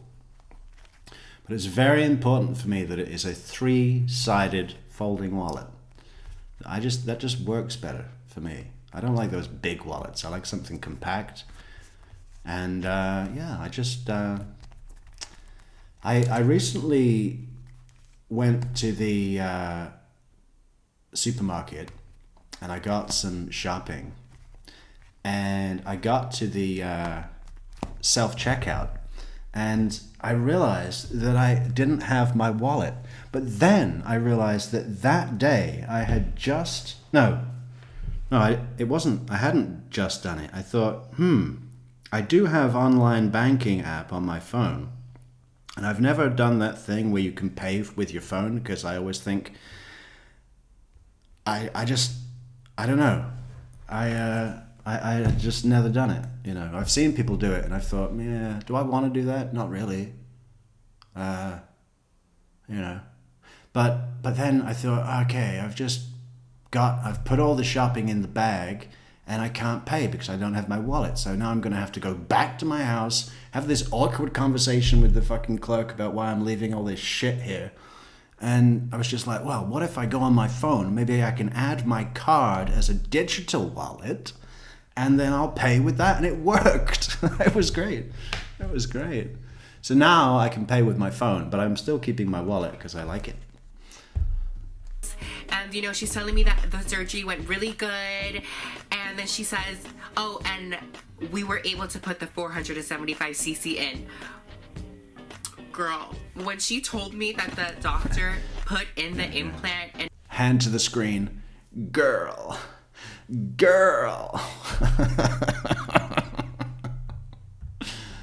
And supposedly they've selected this young model to come in here because they have decided that this this fine lady has the most appeal to potential future customers.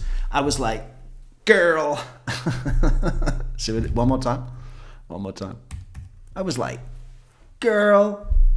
And you know, the nurse is giving me water, feeding me ice, and you know, she's telling me that Yeah, it is a little pricey, but you get an identity card for your boobs, and you also get water and ice. So pay the bill, motherfucker. Surgery went really good, and then she says, oh, and we were able to put the 475cc in. Girl, when she told me that the doctor put in the implant and it fit, I literally almost cried. I was just like, I'm a woman. I was so happy because Pause while we have Boho Hobo's fine comment here. Boho Hobo tells us that I wrote, not AI, a parody that sums up the soundbite. Where can I send it so you can hear it? I'm not monetized, so don't need views. I just want to share the love and laughs. Absolutely, Boho Hobo.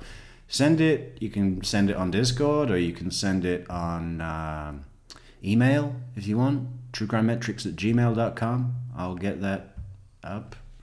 I'm already in Discord. Do you want the Discord link? We'll give you the Discord link. Your choice. The Discord invitation link is right here. Sonic Boom. There you go. Or email. It's truecrimemetrics@gmail.com. And please, everybody else, remember to help us with our goal at the top of the chat, because it's a Black Friday early deal, early bird special, early bird deal for the full year, $150 for our server to get truecrimemetrics.com back online, which is going to be the best resource, the main resource, the one place everybody goes to get information about the Adelson case, about other cases. We have so many fucking documents, so many fucking transcripts, so many fucking backstories, statements, written statements, and they're all going to be published online, making them accessible to all. Get your name on our list of friends and partners who helped contribute to getting us back online. Goal at the top of the chat. Go, go, go, go, go. There. And there's the email. Your choice. did not want to go back in 9 months after just doing surgery to put in a bigger implant. It's just like, no, like I want it done now and I want it done fast. So everything went out so smooth. Now my surgery for me was not painful at all. Like, I mean, yeah, like there's some parts that are painful, but like it wasn't a 10 out of 10 pain. You're a gymnastics teacher, Boho Hobo. That's yeah, I mean, we're gonna have to do Larry Nassar, but you know, every time I hear that guy, I immediately need to take a shower afterwards because it's so disgusting. That guy, everything about him. I mean, if you're a pedophile, what inspired you to make yourself look like a pedophile? Which isn't that uncommon, isn't it? I'm surprised that he didn't have a great big broomstick mustache. Like, if anything, like, if I could describe it, maybe like a 6, and that's like even sometimes. But for the most part, coughing was like what hurt for me, because like I had gotten a fever after my surgery, and like that's probably like the worst thing ever, because like you just feel so sick. And I feel like the fever out of everything was the most painful, not the actual implants. Like every time I would cough, I feel like my stitches underneath my nipple were just being like torn, because they're like being expanded. When I cough, you like expand your chest. Michelle De Matteo says 4K is very cheap for breast implants. It would probably cost 8K because Charlie paid for half. Yeah, well, my speculative theory, but you know, on good basis, unconfirmed, could be something else. I'm not pushing it like other things, apple pie things. Is that Katie didn't pay anything, not 1 cent.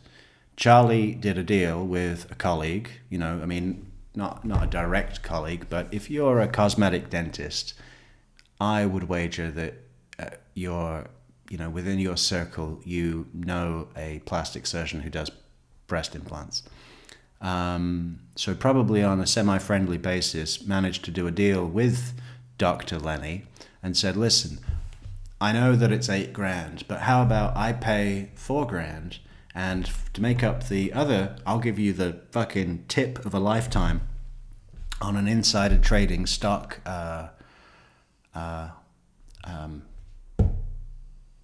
investment, and you know, the tip, you know, you come in, you put $2,000 into the tip, and you know, by Monday morning you're going to be in six-figure territory, baby, because it's only going up.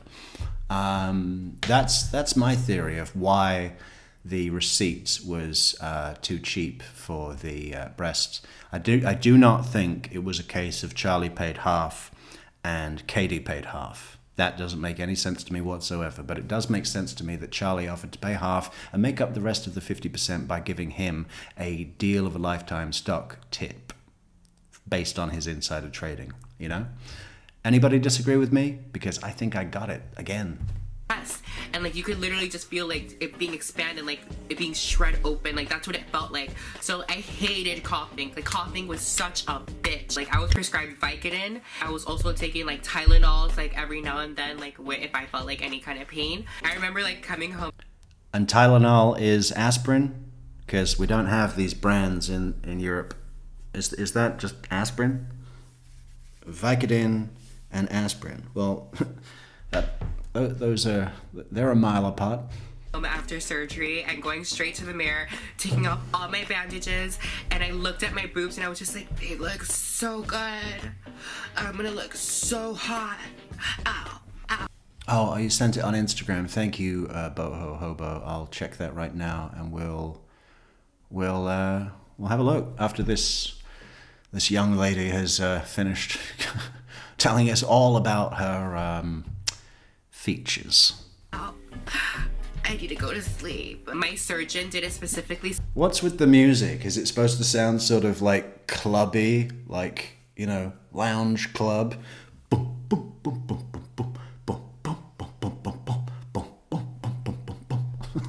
Up in the club. So I wouldn't have like that huge gap in the middle of like my boobs. Like I want cleavage, like I want beautiful teardrop boobs, and I want to have like a nice, you know, crease right here. I don't want like that huge gap the size of spreading the ocean apart. Like no, I want a nice cleavage. And on top of that, like my boobs were not up to here, up to my collarbones either. Like they fell very nicely. Well, I thought that's what bras were for. I mean, you know. To my chest, and I think they look so perfect. Like they do not look like a boob job. Hey Madeleine, how you doing? I think I'm liking the early morning Metrix. I think it's going to be a standing appointment on Thursday mornings. True Crime Metrix, the man that starts your morning right. Another good thing is that my nipples are still they still work. I didn't lose any sensation on my nipples. Like Hey Stella, I'm just catching up with the chat. What does your husband say the same as to what? My husband says the same, Metrix. Same what? What did I say? I still have sensation on my nipples, and even after surgery, like I felt like that's when my nipples were the most sensitive, because like I felt everything.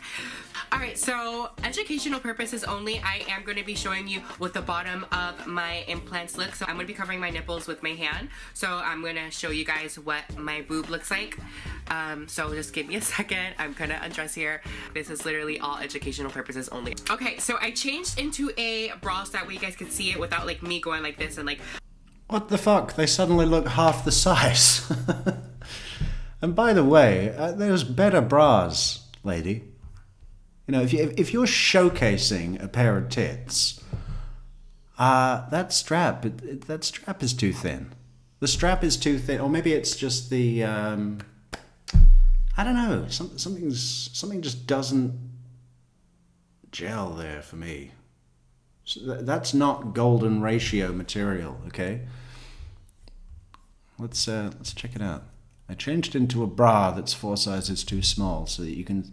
I mean, why do her look? If we go back, big tits, small tits, big tits, small tits, big tits. Is that enough? Do you want some more? Sensation on my nipples. Like I still have sensation on my nipples, and even after surgery, like I felt like that's when my nipples were the most sensitive. Yeah, I've heard that. I've heard that it's common for when women get breast implants that they lose that sweet spot, or those sweet spots, all the feeling and sensation is gone. I mean, that sounds like a bit of a raw deal to me. Because like I felt everything. All right, so educational purposes only, I am going to be showing you what the bottom of my implants look. So I'm going to be covering my nipples with my hand. So I'm going to show you guys what my boob looks like. So just give me a second. I'm going to undress here. This is literally... Well, what the fuck? We want to see the nipple. They're fake anyway. I mean, it's not like you're naked. You're just showing us a, you know, like a bit of plastic. So where's the embarrassment? I mean, I'm not going to invest $8,000 unless I can see your fucking nipples. Literally all educational purposes only. Okay, so I changed into a bra so that way you guys could see it without like me going like this and like hovering my hand over my nipple, because I think it covers too much, so I don't know. These are the kind of bras that I like to wear. I don't wear any bras with padding anymore. Like I don't wear any bras with padding or any underwire. This is literally just a piece of elastic here and a piece of lace. Okay, that's way better. You guys can see what like the... No wire? I mean, that's why it looks weird. I like the wire. All right, who hates the wire, and tell me why? Implants look like. There is no huge space in between them. Another thing I forgot to mention is that my doctor did not tell me to wear sports bra because he wanted the implants to drop nicely, because I feel like when you're wearing a sports bra, they're being compressed and they're being held up. Like, no, like they need to drop naturally. People were like, oh my god, if you don't wear a sports bra, they're gonna look so bad. Like, girl, you're not right in the head. My boobs look amazing, and I never wore a sports bra at least once. All right, but this has concluded the video. I give my breast... I'm just going to say, I wish I could tell this lady, I wish I could send her a message that said, listen, you know, there's more to life than pairs of tits. You know, girl, you don't know what, you're not right in the head, girl, my boobs are fantastic. Did you see my boobs? Look at my boobs. You know, there are other things that are important too. And I'm not taking anything away from tits. Who doesn't love tits? Men and women. But you know, if that's all we're going to talk about... Augmentation surgery, 10 out of 10. Like, they just came out perfect. I'm going to be leaving Dr. Rudiner's website down in the description so you guys can check out his website. It'll have all his prices, everything. Also, don't forget to follow me on all my social media. Links will be down in the description. And I love you guys so much. Thank you for watching this video. I hope it was informative and very educational. I love you guys so much, and I will see you guys soon in my next video. Stay cute, vanities.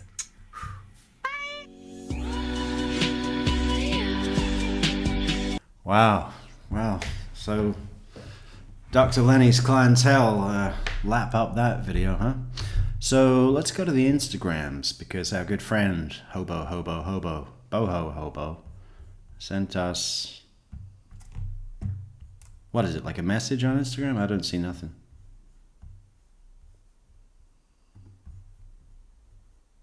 What did I don't know if it's a guy or a girl, but oh, here we go.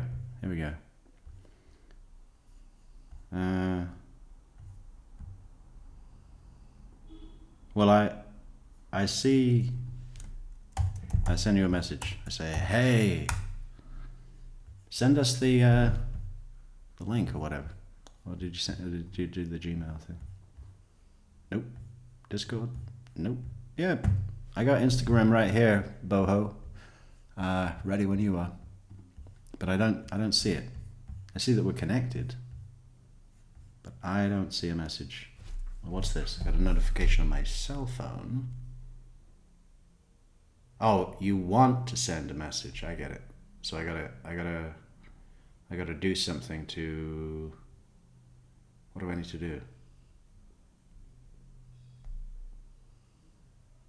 View profile. I'm already following you. How did that happen? I don't even know who you are. Everybody go and follow. There's only 2 followers. It's called its_about_time_2024. Everyone follow our good friend Boho Hobo. I don't know. There's nothing here. Try sending it again, because I think I got a message to say you need to accept, but I clicked it and nothing happened. So send it again. Or Gmail. Gmail's very good too. I'm glad to see some of our closest friends and partners, Michelle, Chauncey, are not using cell phone pay methods, because I'm somewhat against it. I would have thought all the Americans, because Americans are living in the future, right? But no. Yeah, it helped me out that once, but I do not do it on a regular basis. I like a debit card or cash, yes. About a very thin wallet. Why is it uncomfortable as fuck? Okay, fair play. I don't know. Wires are the worst. All right, all women agree, so fine.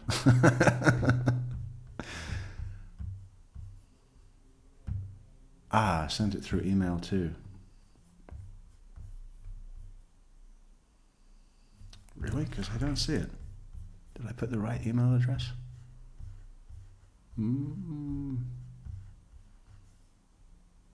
truecrimemetrics@gmail.com. Yes.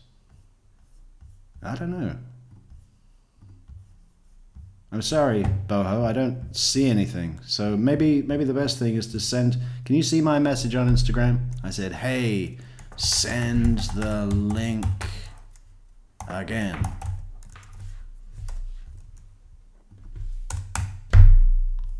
Try Instagram again, because I don't see anything... Or maybe junk mail. But why would that be? Nope. Yeah, maybe send on Instagram again, because I don't see nothing. I don't know why, sorry. Veronica Schneider's back, look. Hey, did you go to the Schnauzer Fest or whatever, Veronica? Because we didn't see any pictures. How was the Schnauzer disco? Be careful playing at Metrix. Copyright might get you. Oh, I don't know about that. That's... Maybe we'll do it later then. I don't want no copyright issues. I don't want to get a black mark on my name. Can't handle that right now. That would be a disaster. We'd be back on the streets. Back on the streets. Maybe people do pay with their phone here, just not me. Yeah, renegade. All right, what else have we got on Mr. Lenny, Dr. Lenny's website? Anything? New York Times? Oh no, New Times. Testimonials. I couldn't be happier with my breast augmentation results from Dr. Raudner. From my very first consultation, his professional and knowledgeable staff made me ice chips. All right, enough of that. Anyway, Dr. Raudner, there he is in all his glory. Hi, so I kind of, I spoke to the doctor. Well, I actually spoke to the treatment coordinator, and I told her, I was like, if I was able to pay in cash, can you give me some type of discount? So they gave me a discount. So when you got that quote, you basically worked your cash tips until you saved up enough money. Yes, ma'am.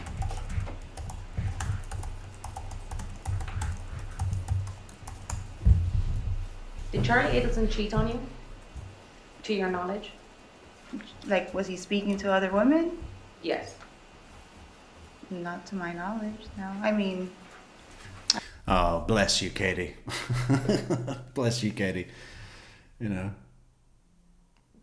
I don't even need to look at any text, history, correspondence to say absolutely yes. Do you think Charlie Adelson came into this little relationship, this sort of side hustle relationship with Katie Magbanua, and thought, you know what? My philandering days are over. They're behind me. I'm going to go steady. I'm going to commit this time. I'm going to be good and true. Yeah, right. I can't be sure what he was doing. Would you have considered it Well, I can. I really don't find that difficult at all. cheating on you? If he was talking to other people, Yeah. it wasn't like that. So it's, yeah, I get. Yeah, casual. Casual. Since if we were talking to each other at that time, so yeah, I guess I'd say, Do you remember I feel anything? like somebody's cheating on me. Do you remember ever getting into an argument with him over a specific case of infidelity or no? No. When was your breast augmentation? I believe it was October. So this is October of 2014. Yes, ma'am. This is another big event that you remember, right? Yes. Now, when did you officially start working for Charlie Adelson? September, I believe. And we can It rely was on like the a date of month the before record. that, yes. Okay. Were you broken up at that time Broken up with him? with Charlie? Around the time of the breast augmentation? Yes. Were you still Like, were we not seeing each other as often? you'd let me know. I don't, what you Yes, remember yeah, around that time. mhm. So you guys were no longer seeing each other as much? Yes. Okay. How did your relationship with Charlie transition from a sexual relationship to more of a friendship? Because I don't want to use the term breakup, because Yeah. am I saying it correctly or? Yeah, because it's not like we had an official date that we were, started going out. It's not like we have an anniversary date. So it's just, we just started, hanging out more often with each other. Is it fair to say that you got frustrated with Charlie because he wasn't as available as he once was? Yes. I know this is another term that people use. Did it seem like he was ghosting you? Probably. Okay. And what does that mean? Like when they kind of just dwindle down and not there. Not answering your stopping. calls? Dwindled down is a phrase that is so funny. I mean, in both of her own trials, Katie Magbanua says the term dwindled down about 7,500 times. It's so funny, especially when Sarah Dugan does her pit bull cross-examination of her and just grabs with both, just snaps her with the jaws and will not let go. It was dwindling down. What? We started dating, dwindled down, and by the time it dwindled down, all the dating had dwindled down. And I need to when the next time we go through some heavy Charlie Adelson stuff, whether it's on wiretaps or whether it's on testimony or anything else, we need to see if he says the term dwindled down, because they do this exchange thing. They do, what is the big one? Coinkydink. It was a coinkydink? Oh my God. Doesn't that just make you want to break something? Oh, hang on. Now I see a request for this. Boho Hobo says, oh yeah, now I got it, Boho. Good job. Move messages from Boho Hobo into primary.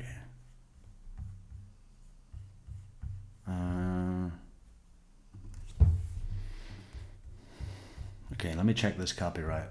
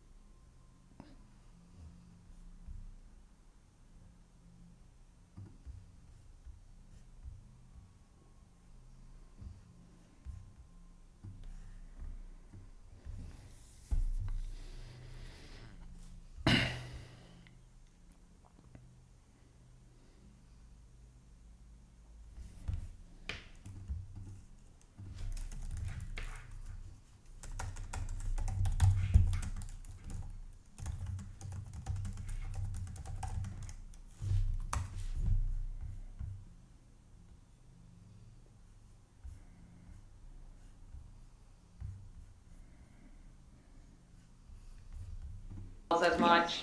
Do you remember when that happened? I can't put a specific time. No. Okay, but is it fair to say that was before the breast augmentation? Yes. Okay. Was Mr. Garcia there to help you with your Yes. recovery? Yeah. Who were you living with at the time that you had the breast augmentation? By myself and the kids? Your mom wasn't with you anymore? No. Where was your mom? My mom lived up north with my brother, Which brother?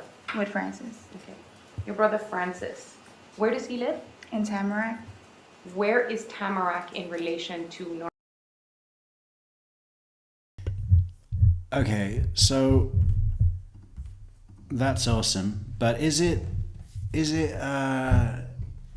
Earth Angel? You know, from Back to the Future. Earth Angel, Earth Angel, Earth Angel. Oh, da, da, da. How does that go? I don't know. Is that copyright? I don't know. I'm kind of nervous about it though.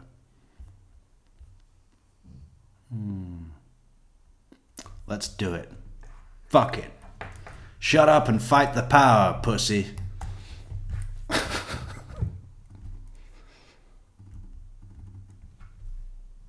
So this is from our good friend and partner, Boho Hobo. Let's watch it together and see what it is.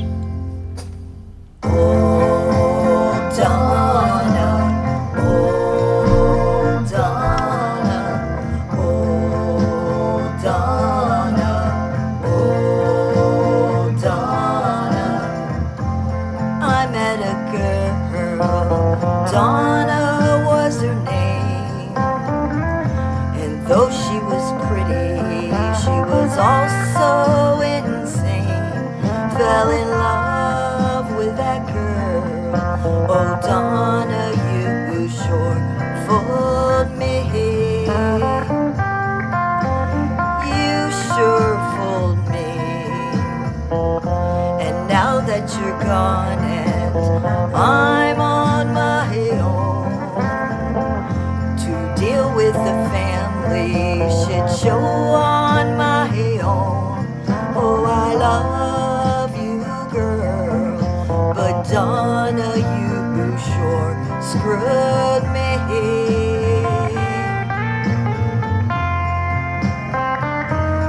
So, darling, now I know what it is that I must do.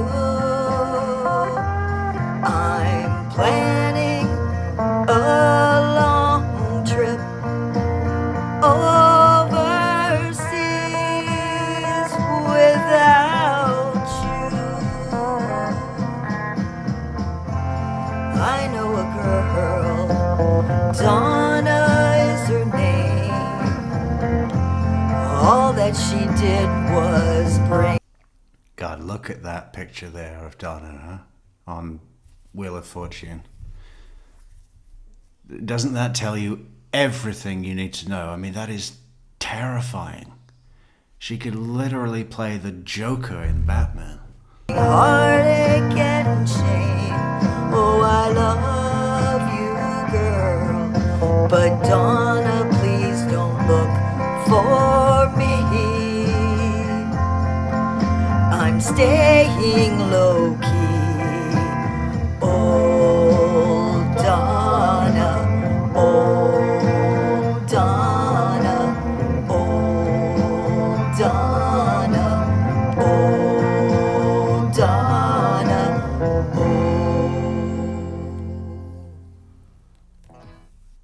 Yeah!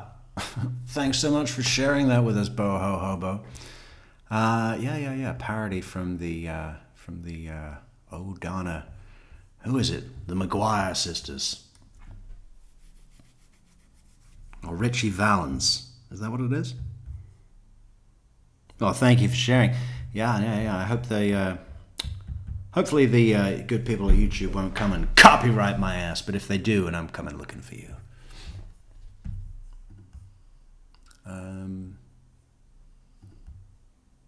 Right, give us some more Katie. Magbanua. Oh.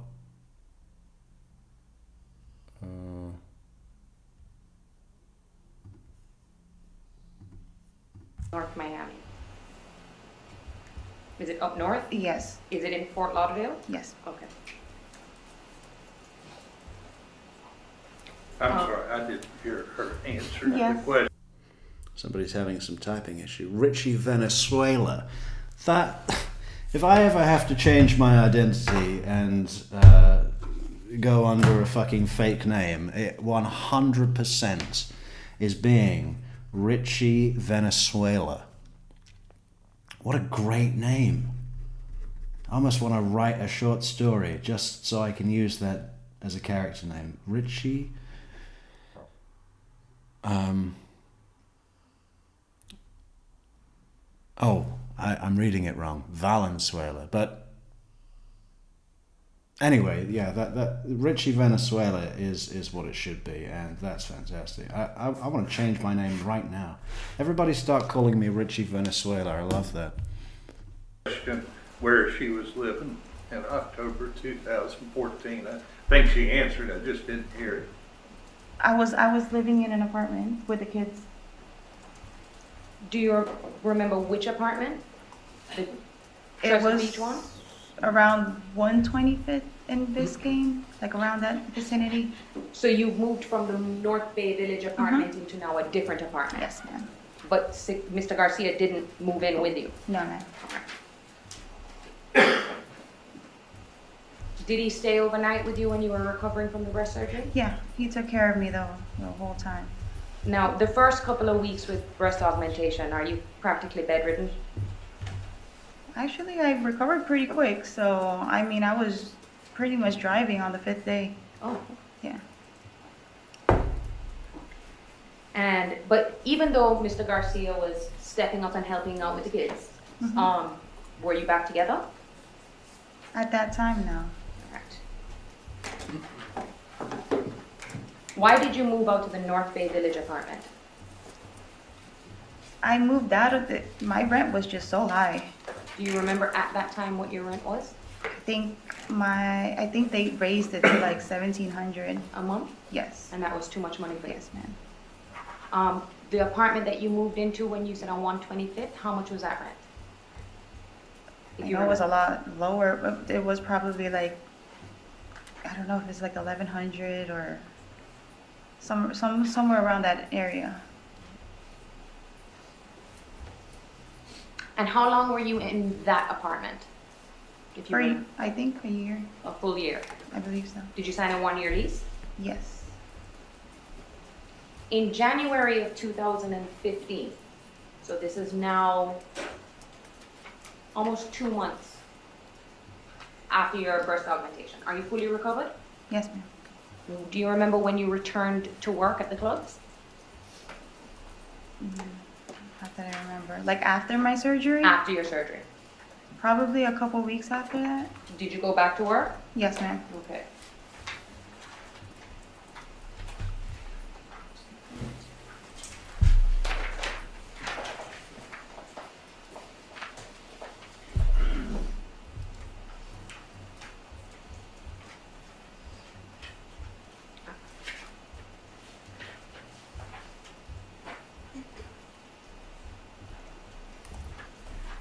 Your Honor, may I coach? Here, here's a link to Bo's channel for anybody who wants to check out parodies and so on like that. Subscribe to the channel, like, share, leave a comment, and have a good time.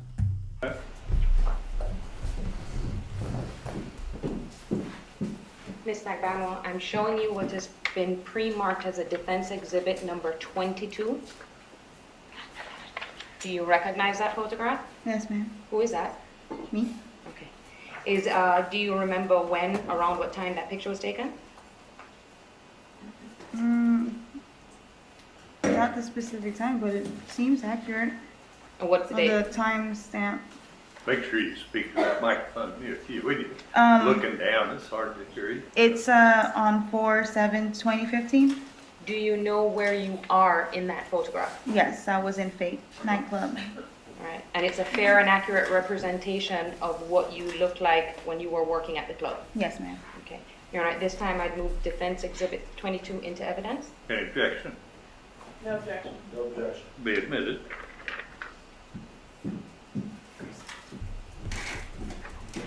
Permission to publish the hearing? You may. Take a minute. It's gonna turn off. In the meantime, is it, without sounding too superficial, did your tips increase Yes, ma'am. after your surgery? Yes, ma'am. without sounding Right. super. You see, Christopher DeCoste, when it came to closing argument, had a big issue with Georgia saying, because apparently in the United States, people tip according to breast size. Like, if you've got small breasts, don't go into the server industry. Apparently, I mean, from this, that's all I can infer, right? But if you've got large breasts, then you get like 50% tips. Apparently, I mean, is that true? I mean, I don't know. I guess in the establishments that she was working at, that would be true. But, Christopher DeCoste made a huge issue in closing argument about Georgia bringing up in her closing argument this kind of play on word of like, and her tips increased after her breast augmentation surgery, which was funny. But he took a huge issue. But actually, Georgia had just borrowed that line from Kawaz. Fair enough, Tara Kawaz prepended it with, not to sound superficial, but did your. And it's both things to get a laugh or a sort of chuckle, minor chuckle out of the jury, because it's kind of an interesting thing that even for jurors who are tasked and under oath to weigh evidence based on the rules of law, and it's very it should be, or it's designed to be. I have been Donna Adelson's husband for over 50 years, and I could not help but scream in my mind.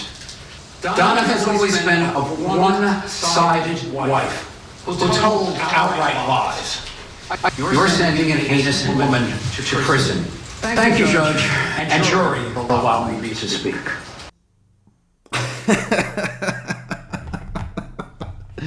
I love it. Thank you so much, Boho Hobo, for the 3 cups of coffee on buymeacoffee.com/True Crime Metrix. Much appreciated. And that was our very first official inaugurative. Is that a word? I don't know. You know what I'm trying to say. And Boho says thank you. Well, thank you, Hobo. Hobo chicken.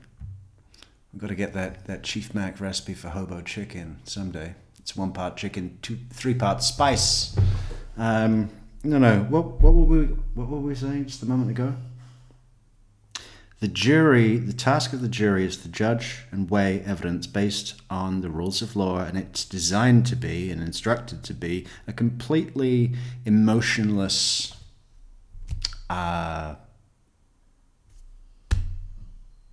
thing that they're supposed to be doing. You're not to weigh evidence based upon sympathy and blah, blah, blah, blah, all those instructions. But if you can make a jury kind of have a mild chuckle about some play on words about big tits and getting more tips, they're warmer to you. And if you can make a jury warmer to you, they're more ready to listen to you, whether it's the defense or prosecution. I mean, I think juries are going to be the first thing that are replaced by AI, and whenever that happens, which probably won't be that long away, within 10 years it'll be tested, I guess. But in 20 years, when it's the norm, or the only way it's done, we'll look back and go, can you believe that back in the 2020s, they left this decision to human beings? That's so funny, because there is this thing about, we see it all the time. Little jokes are cracked and little things that are designed to make the jury have a slightly better time. If you can be interesting as a prosecutor or a defense counsel in presenting your case to the jury, interesting, likable, funny, they're more open to you because they're human beings, right? Same in sales.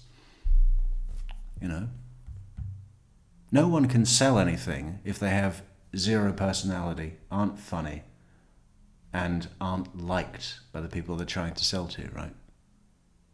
Same with prosecutors. Same with defense counsel. But Christopher DeCoste took a big issue. Oh, they make a play on word with her tips. Try to make light of her tips and her surgery. Oh. But it came from Tara Kawas first, as we just saw. Let's play it back one more time. Permission to publish in the jury? You may. It'll take a minute. It's gonna turn And off. in the meantime, is it, without sounding too superficial, did your tips increase? Did your tips increase? Without sounding superficial, did your tips increase? There's no reason to say that whatsoever in the way that she did, other than hoping to have the jury warm to her. Welcome, good morning. Buenos dias a todos. Nice coffee. Nice having coffee with you, Metrix. Nice having coffee with everybody. Let's all have a coffee together over on buymeacoffee.com/true crime Metrix. Look at that. Look at that. Also, we do have our goal at the top of the chat today, guys. It is Black Friday, early bird Black Friday over at our server company, and we are hoping to get another 13 supporters who will all be getting their name on our list of friends and partners on our plaque on our website, right? Because when we launch our website, which is going to be the best resource on the internet for anything to do with the Adelson content, we're talking about all documents, searchable, evidence, searchable, available, fingertips. Because I don't know about you, but anytime I do a Google search for something from the case, like if I ask a question like, what was the date of the Dolce Vita meeting? It's a fucking nightmare to come up with. That's just an example off the top of my head. I'm not actually, but it is difficult. If I do a search result, what was the one I did the other day? It was, what was the written statement given by the Geek Squad TV repairman? Now, I know what it is because I have the documents and they're all labeled in my nice little system here, but that's just on my computer. What we want to do is take all of that wealth of information and put it on the internet. Why? Because it'll be good for us. It'll be good for our exposure, but it will also be good for everybody who's got an interest or has a passion in this case. And it won't stop there because we're going to be doing it with every single case we do. Help with our goal at the top of the chat. We just need another 13 friends and partners to support the channel and support the website because we've got a Black Friday early bird special deal and we do not want to miss it. $150 for the year is a fucking steal. Let's go. Let's support the channel. Let's support the dream. Yes, ma'am. After your surgery? Yes, ma'am.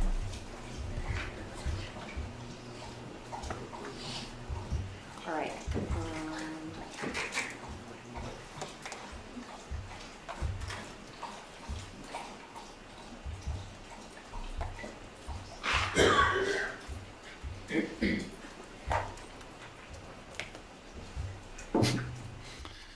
Veronica Schneider says, according to that, I would make about $1.50 in tips. That's all right, Veronica, because you can always go and get a job in the mines.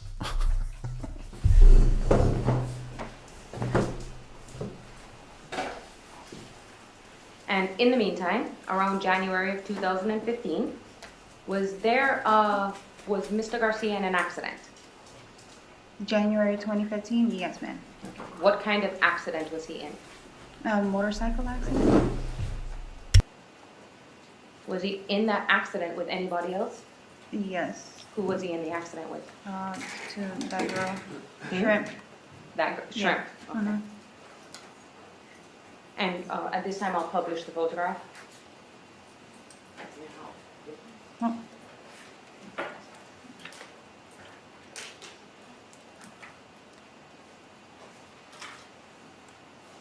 So Katie, when you were working the bottle service at the clubs, that's your uniform. Yes, ma'am.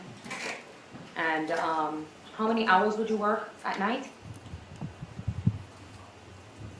I mean, it depends. It depends on when they tell us to come in. Now, this was about 5 years ago. Yes, ma'am.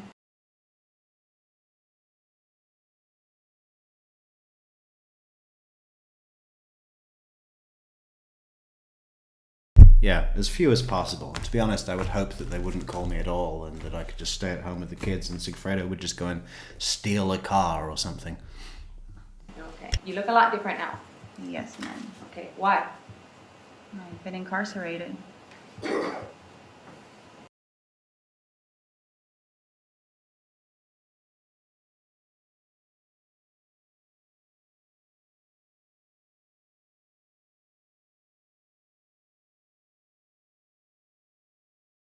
Holy mackerel! I mean, why hasn't she got her picture up on Dr. Lenny's website? He could say, used by Sports Illustrated and Allure Magazine and Playboy and murderers. we got a murder implant special.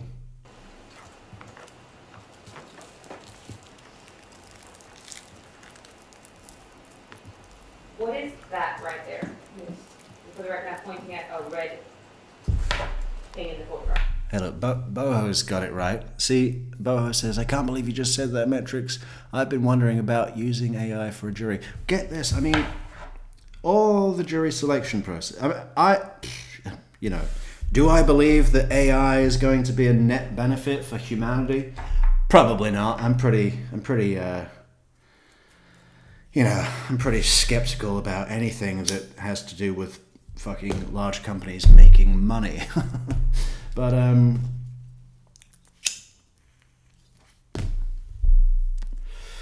with the jury thing, it is quite interesting because you could, in some ways, you wouldn't even need a trial, right? I mean,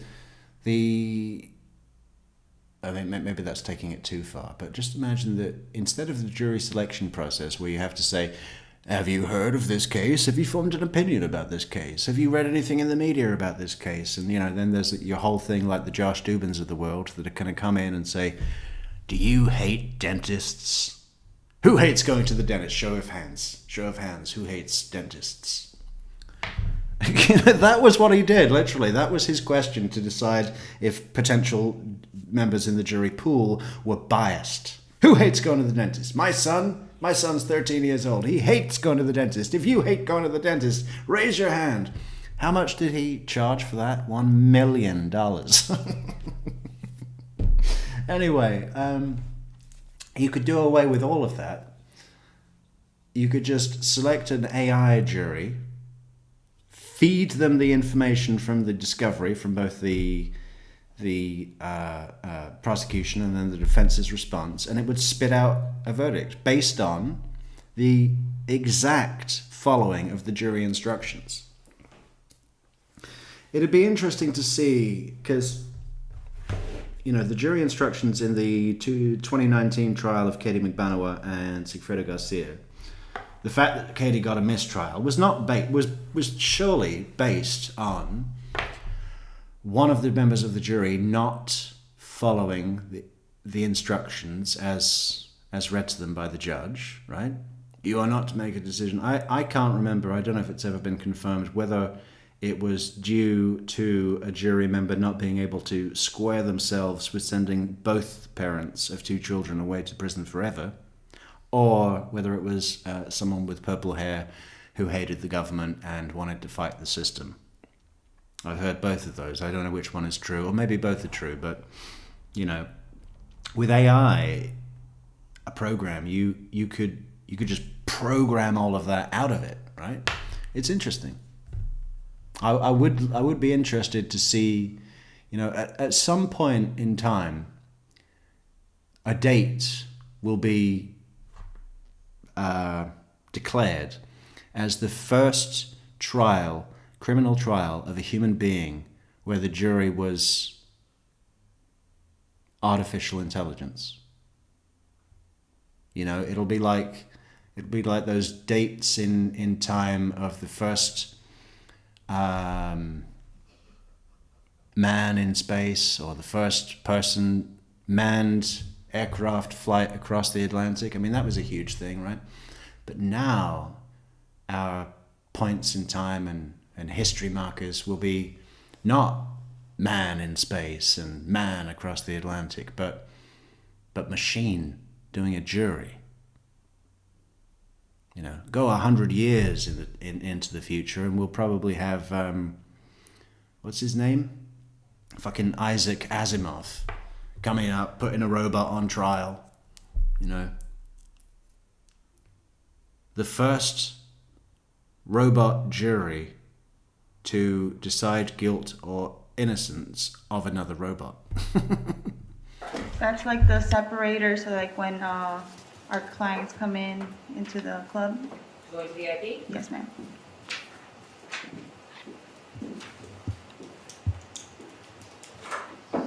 All right, so we're now talking about the motorcycle accident. Yes, ma'am.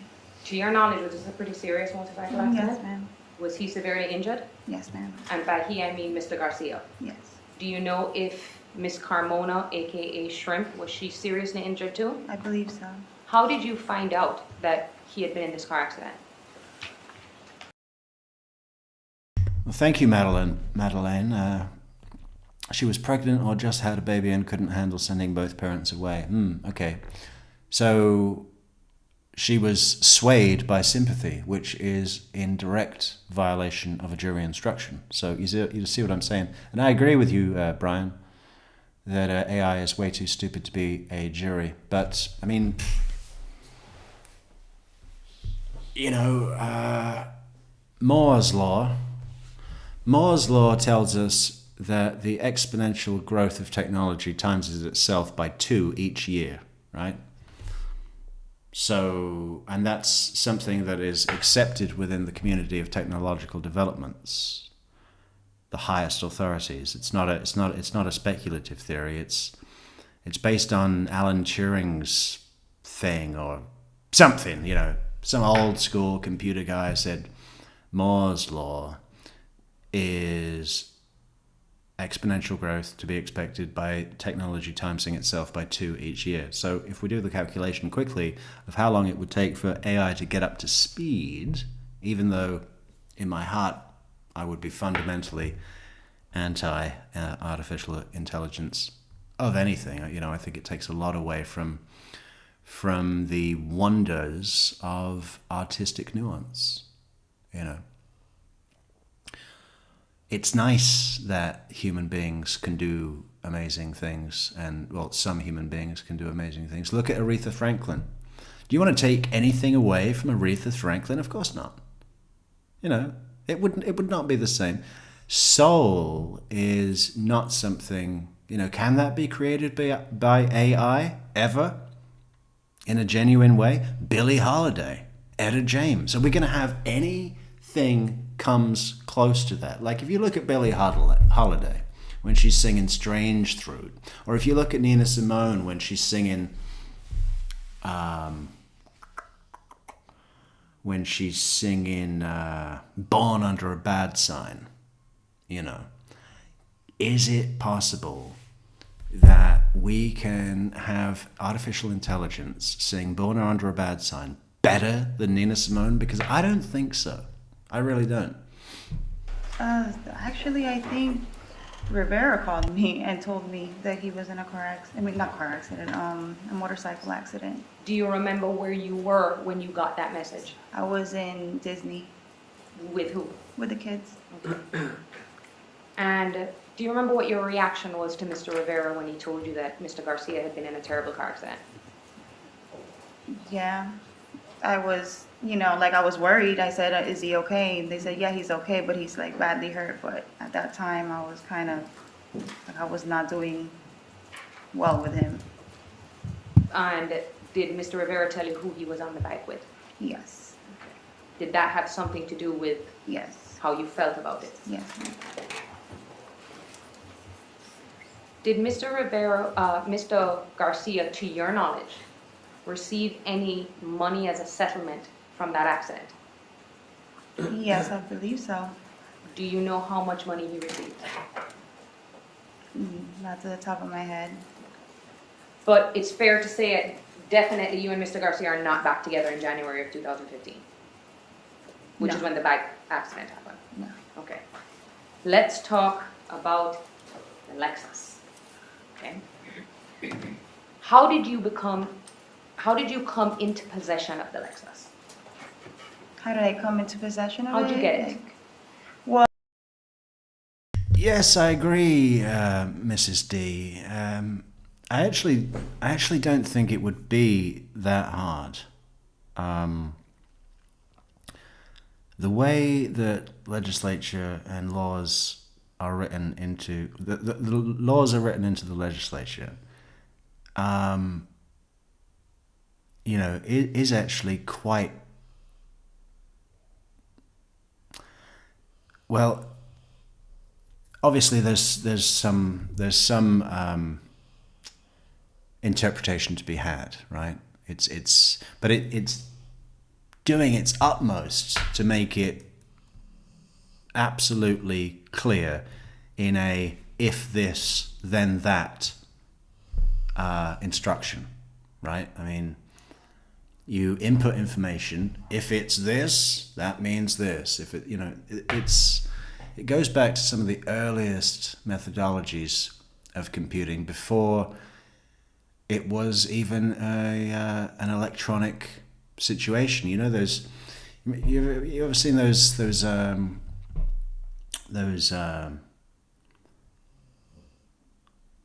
old school machines that are made of wood and mechanical, essentially, where you have a list of questions, for example, and you insert a rod through the hole next to that question in this kind of contraption, and the rod attaches to the appropriate answer for that question, and all of the other things fall away. I'm not explaining this well, but it's an input-output device that's based on mechanical logic rather than electronic computing. well, I was borrowing it before because I got in a car accident and like around April of Oh. 2015. So let's start there. You got into a car accident of April 2015. Yes.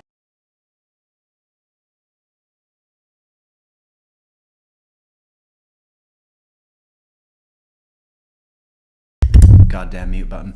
Hey, Mrs. D says, I'm studying computational linguistics right now as well as AI, and I would like to get into this arena. Hey, listen, if you've got anything document-wise or interesting reference material, I would love to see some of that on Discord. Are you still on Discord? If you're not still on Discord, here is an invitation link. Or you can send anything to my email. I'd just love to have a look at any of that study material, Mrs. D. It's always interesting to see.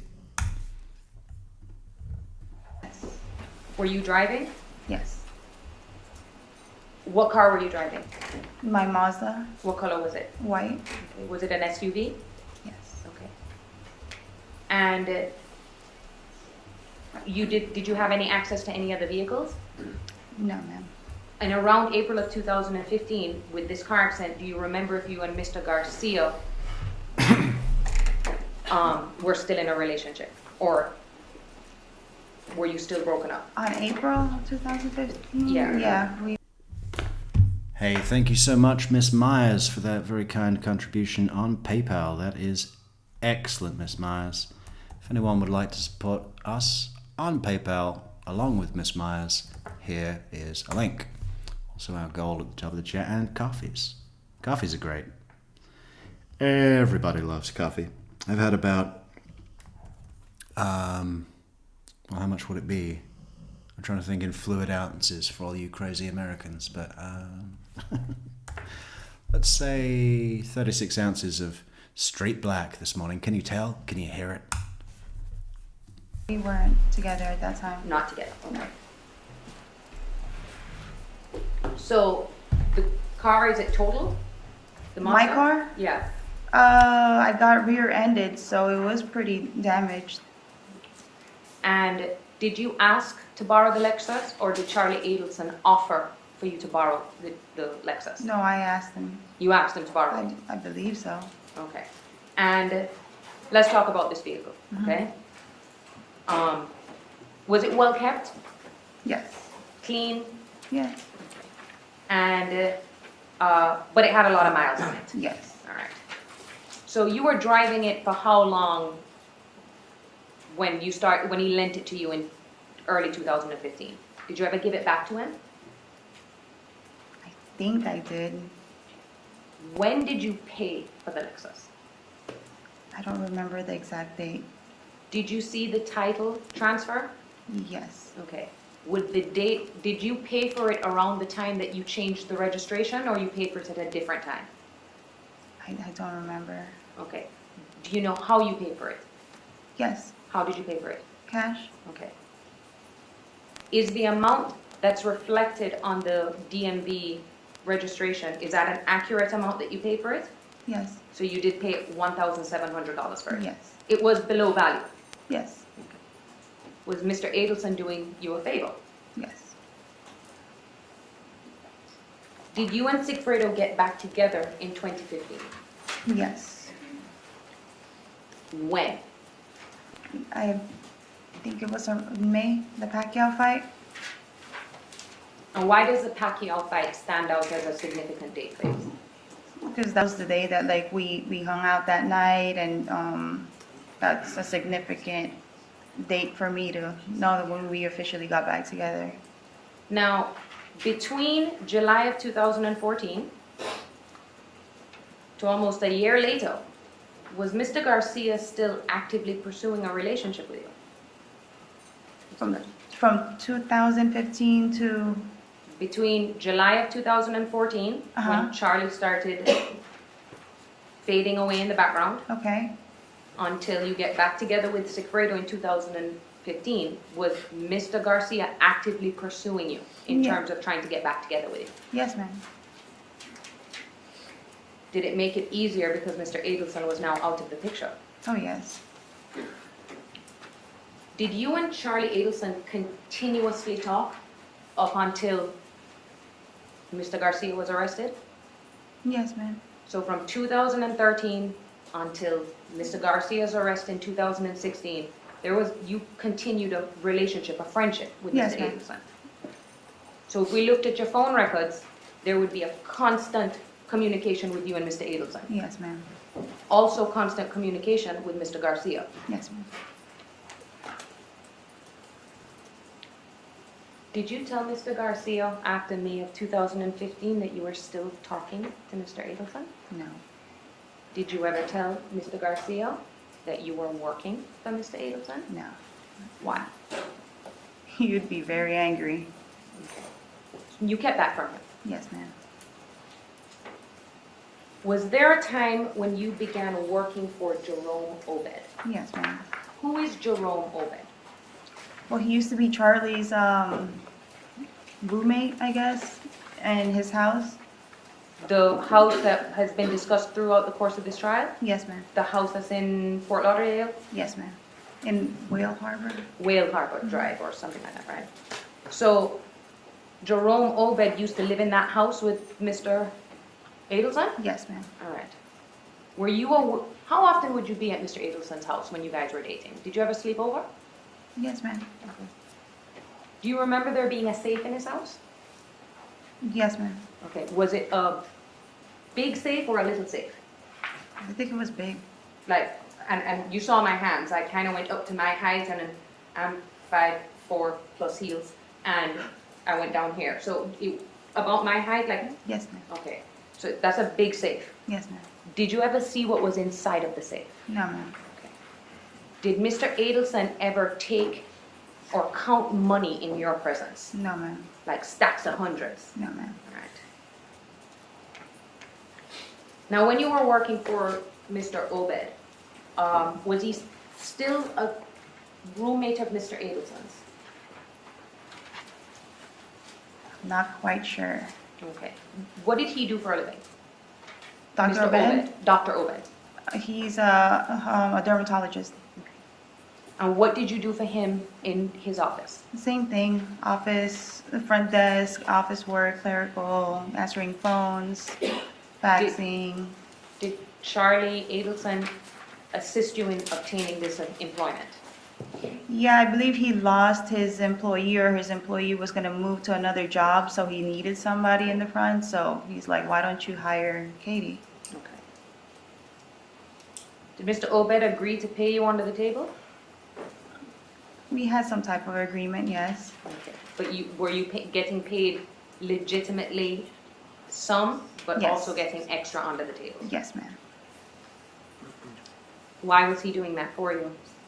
Well, because he knew my situation, I told him, I was like, the only way that I can really take this job is if you kind of put me in some type of bracket again so that I can get insurance for the kids. Because he looked into trying to get insurance for all the employees, but there's only like 3 of us.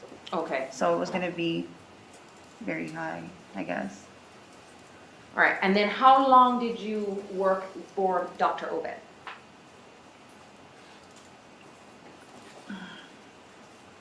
Maybe a couple months Now, what's the next job that you had after that? after Dr. Obed, so we're looking at 2015, 2016. See, I'm a little mixed up on my dates because I don't even know sometimes what year we're on. Okay. So I'm going to move forward to Optimar Realty. Okay. Okay. Who got you that job? Yindra? Was Yindra already working there? Yes, ma'am. And that's Yindra Velasquez Mascaro? Yes, ma'am. Okay. And describe for the jury what your setup was in terms of office space when you were working at Optimar Realty. Well, she worked for Optimar Realty. Okay. It was the realtor that I worked for, I think he was just kind of like an independent realtor. And we, since she had her own office and there was like a little section, it's really small. It's like there's offices after offices, but instead of cubicles, it was like a glass. And she's like, oh, like if we set up a little table, maybe you can just be in the office with me. So then I took up like a little corner of her office space. So you guys shared office space. Yes, ma'am. Now, I know you said you didn't remember, but you are now aware of the fact that your phone was being wiretapped by the FBI, right? Was I aware of it? Not then, you're aware now. Oh, yes. Okay. But back then you had no idea that anyone was listening on your phone calls, right? No, ma'am.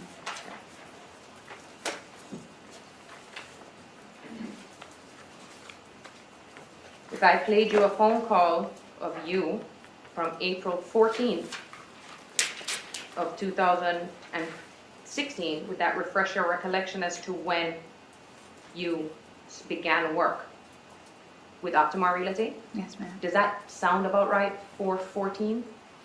You said April 14th. 14th of 2016, right? Yes. And what I'll do is, instead of playing it for you now, I'll come back to that, and then on the break, we'll play it, and, Okay. okay? So now we're in 2016, Yes, ma'am. okay? How are things with you and Mr. Garcia? They're great. Where were you guys living? We were living in, like, the exact address? No, you It can give me like a was general like- area. Around 125th and Biscayne again, but it was just on the other side. So it's a different location from the one that you were living at before? Yes. So you and Mr. Garcia then moved in together? Mhm. What kind of, was it an apartment, a condo, or It was a little townhouse. a little townhouse? Okay. What was your rent, if you remember? Probably like 1,500. Okay, and that was between you and Mr. Garcia? And the Yes. kids were living Yes. there too? Mhm. Okay. So in 2016,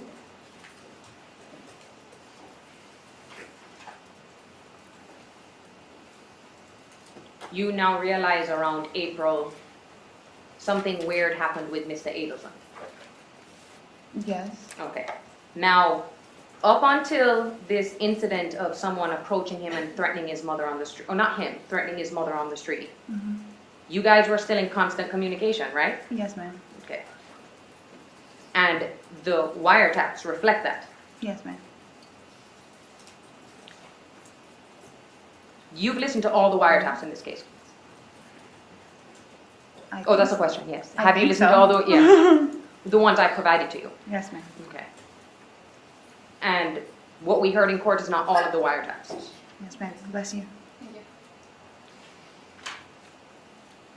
So I want to go over some things in terms of what we have all described as the bump, okay? And I have the transcripts.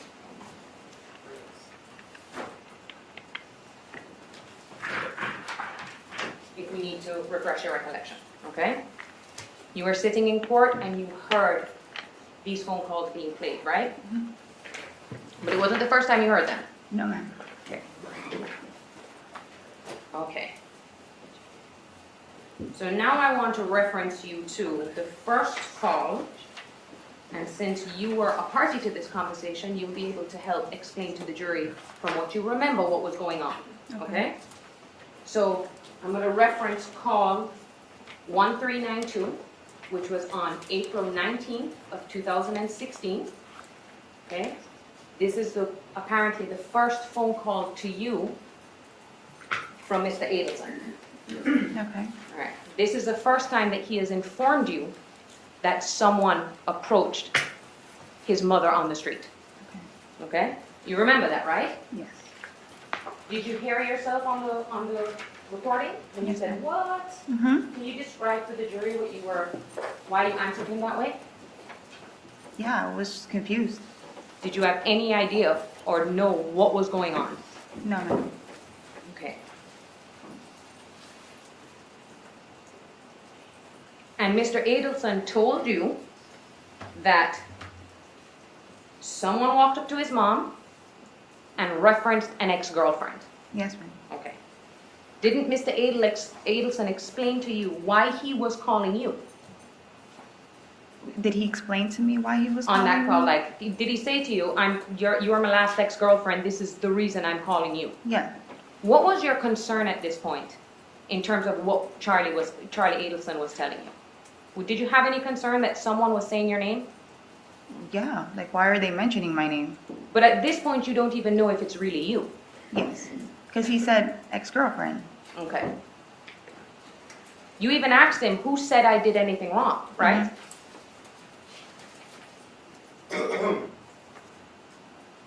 In fact, Mr. Adelson said, I thought when I spoke to my mom, she said it involved, they mentioned your name in it. That's why I'm calling you. That's what he told you. Okay. Okay. Does that sound familiar to you?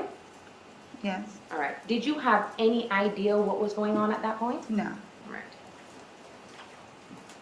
Now, he calls you again, Mr. Adelson, right?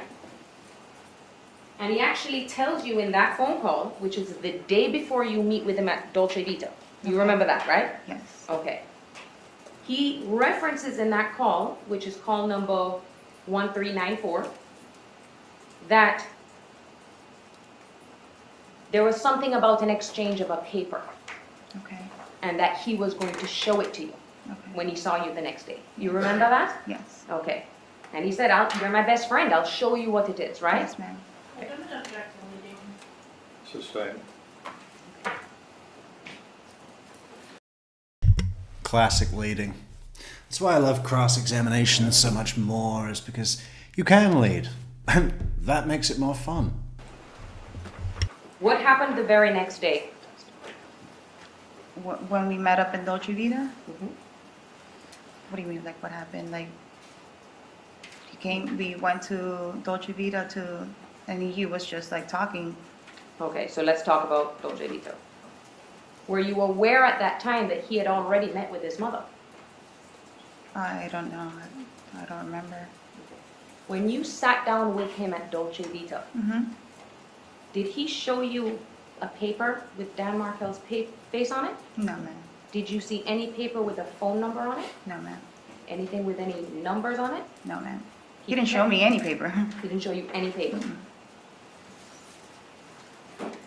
What, to the best of your recollection, was he telling you at that table? I know he talks a lot. Yes. He said, I know he mentioned about somebody approaching his mother. I don't know if he said girlfriend or specifically said my name at that time because I don't remember that day that clearly. But, I mean, that's about it. He just started going off on scenarios and I kind of just lost him. Did he mention anything to you about a homicide out of Tallahassee? No, ma'am. Did he mention anything about his ex-brother-in-law being murdered? No, ma'am. He kept that from you. Yes, ma'am. Did he ask you to do anything for him? He asked if I can call that number. Did he explain to you why he wanted you to call it? Because I believe they said ex-girlfriend or my name. Did he ever explain to you why he didn't want to call it? No. Did you ask? No. Describe for the jury as best as you can Charlie Adelson's personality. I mean, he just kind of goes off and talks and talks and talks sometimes, and I mean, I just sit there and listen, but half the time I'm not really paying attention. Now, you've been incarcerated for the past 3 years, right? Yes, ma'am. Have you had an opportunity to view the Dolce Vita video that was introduced into evidence? I believe so, towards the end. I was able to show it to you. Yes. Were you able to decipher any of the conversation on that phone call? No. Even though you were sitting there? Yes. Do you hear yourself a lot? No. It's Charlie talking? Yes. Okay. But you were there. Yes, Is ma'am. there anything from what you saw in that video, did it jog your memory as to any specifics? No, ma'am. Had he mentioned a homicide, would you have remembered that? Yes, ma'am.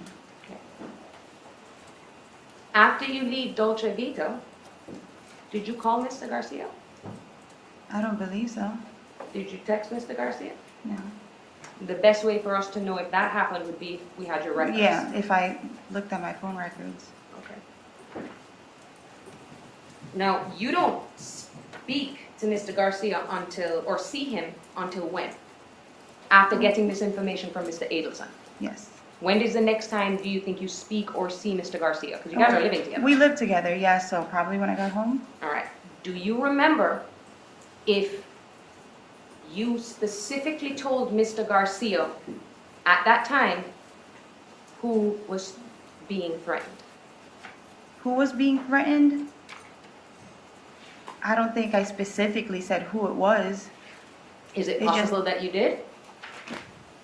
I can't say if I did it. And I'm just trying to try and get as close, but if you don't remember, Yeah, I don't remember. is it fair to say at some point he does find out that this person who's being threatened is Charlie? Well, his mother. Well, yes, but the relation is to Charlie. Yes. How did he feel about the fact that he now found out that you were still talking to him? He was angry. Okay. You remember the phone call where you are in an argument with Mr. Garcia? We heard it played in court, right? Yes, ma'am. Okay. What, do you know what Mr. Garcia meant when he said, the less you know, the better? No. Okay. Why didn't you ask him any questions in terms, well, apart from the fact that he hung up on you, but did you ever follow up what he meant by that? No, because we were probably arguing at that time, and he just never really tells me anything, like to that extent, you know, if just, Katie, just don't, you don't need to know anything. Did you ever call that number? Did I ever call it? No. Did you tell Charlie you were going to do it? Yes. You lied to him. Yes. Who did you ask to make that phone call? Sigfredo. Why did you ask Mr. Garcia to make that phone call on your behalf? Well, he's the father of my kids. If I needed something, I'd ask him. But you told Mr. Adelson that you did in fact call. Yes. Well, now that I reviewed the phone calls, yes. I probably just said it just to shut him up because he keeps on and on about, you know, the situation. Why didn't you call the police? Really wasn't my place to call the police.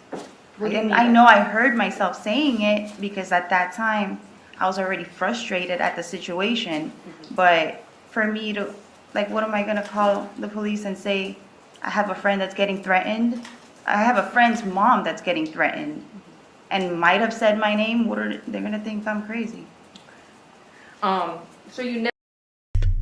I just want to correlate that with some comments that I've seen about how people are responding to the fact that Jeff Lacasse, when he was told by Wendi that Charlie Adelson looked into having Dan killed a year ago, that he'd looked into how much it would cost a year ago. And people say things like, oh, he should have run straight to the police.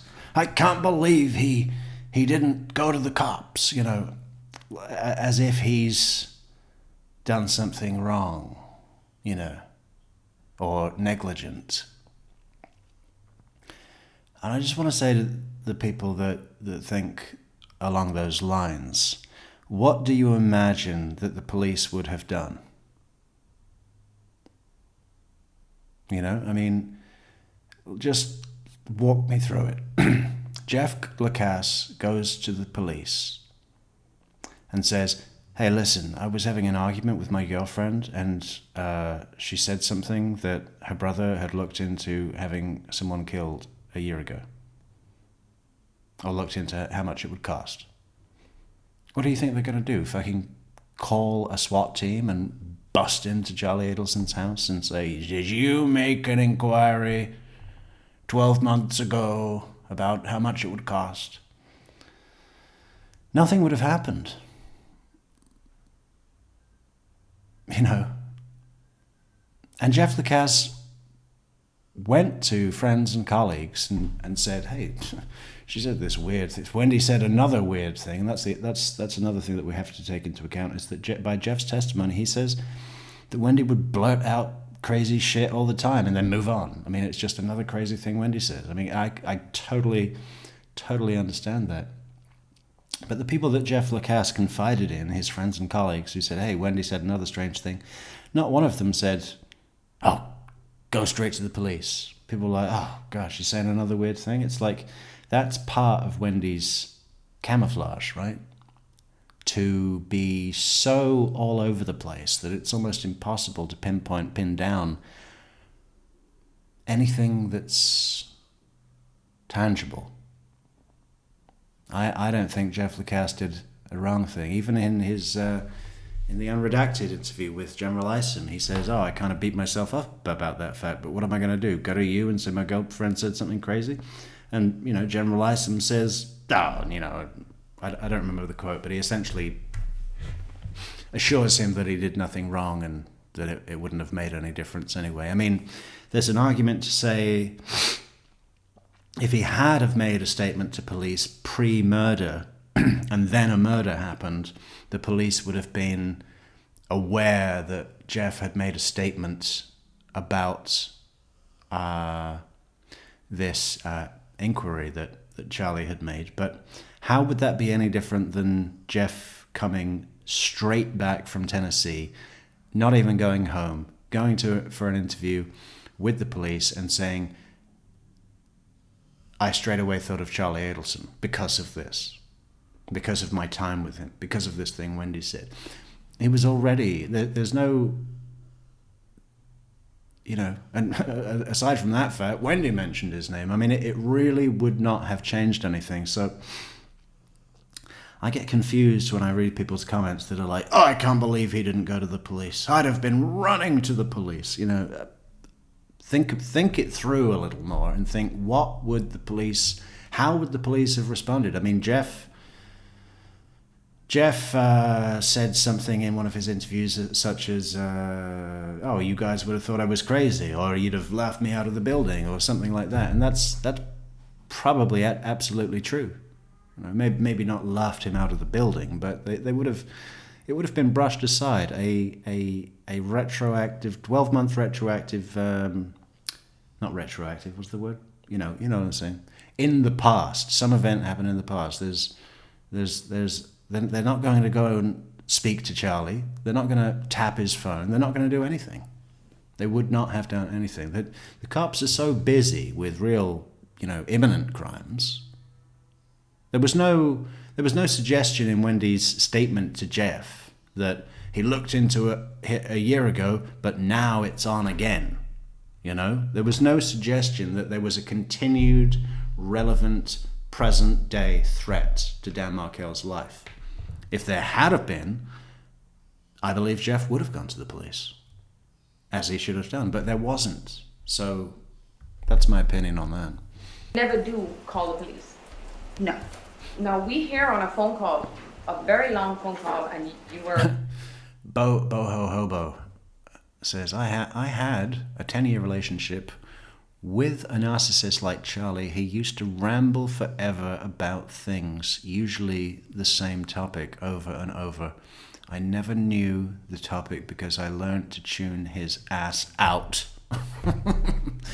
We hear that a lot, Boho Hobo. There's a whole sort of, subculture of people that identify a past relationship they've had as being comparable to Charlie Adelson. I've actually had people send me photographs of their ex-partner that look like Charlie Adelson and behaved like him. Imagine that. We hope, we can only hope. And I think that's the thing about this case, because there's so many individual characters and archetypes of characters, There's a controlling mother, there's a narcissistic boyfriend, there's a psychopathic girlfriend, there's an ex-wife that's fucking brutal and crazed. There's so many things available that I would be surprised if anybody follows this case and doesn't identify with at least one of the situations or people within it, right? And I think that's the thing that makes this case in particular so fascinating, because there's so many players, there's so many strains of the story and chapters to it that there's something for everybody. If you've got a controlling mother, there's a big one for you to look at and think about how the situation presented within this story relates to your own experience and your own walk through life and your relationship with that controlling mother.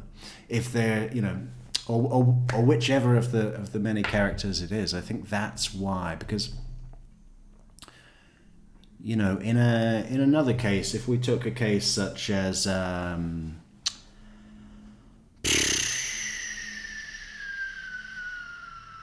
what's another one we've covered recently? Say the Stephen McDaniel case. All right, so Stephen McDaniel was in Georgia.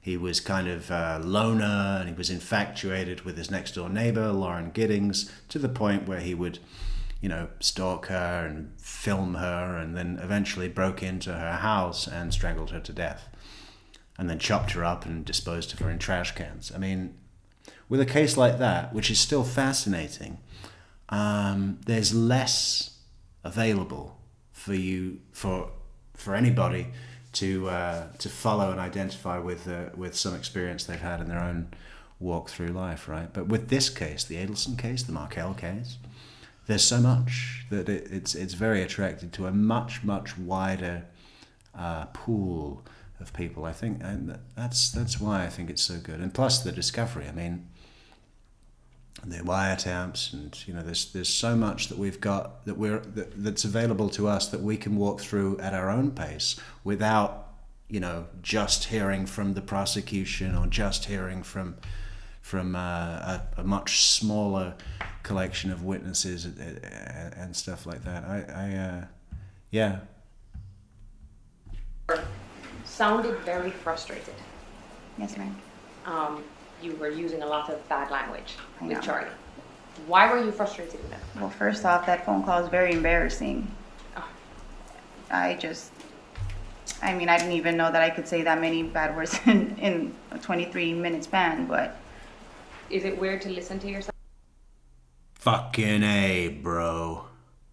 I'm gonna fucking fuck up whoever the fuck is fucking with me. That's what she's referring to here. Our previous coffee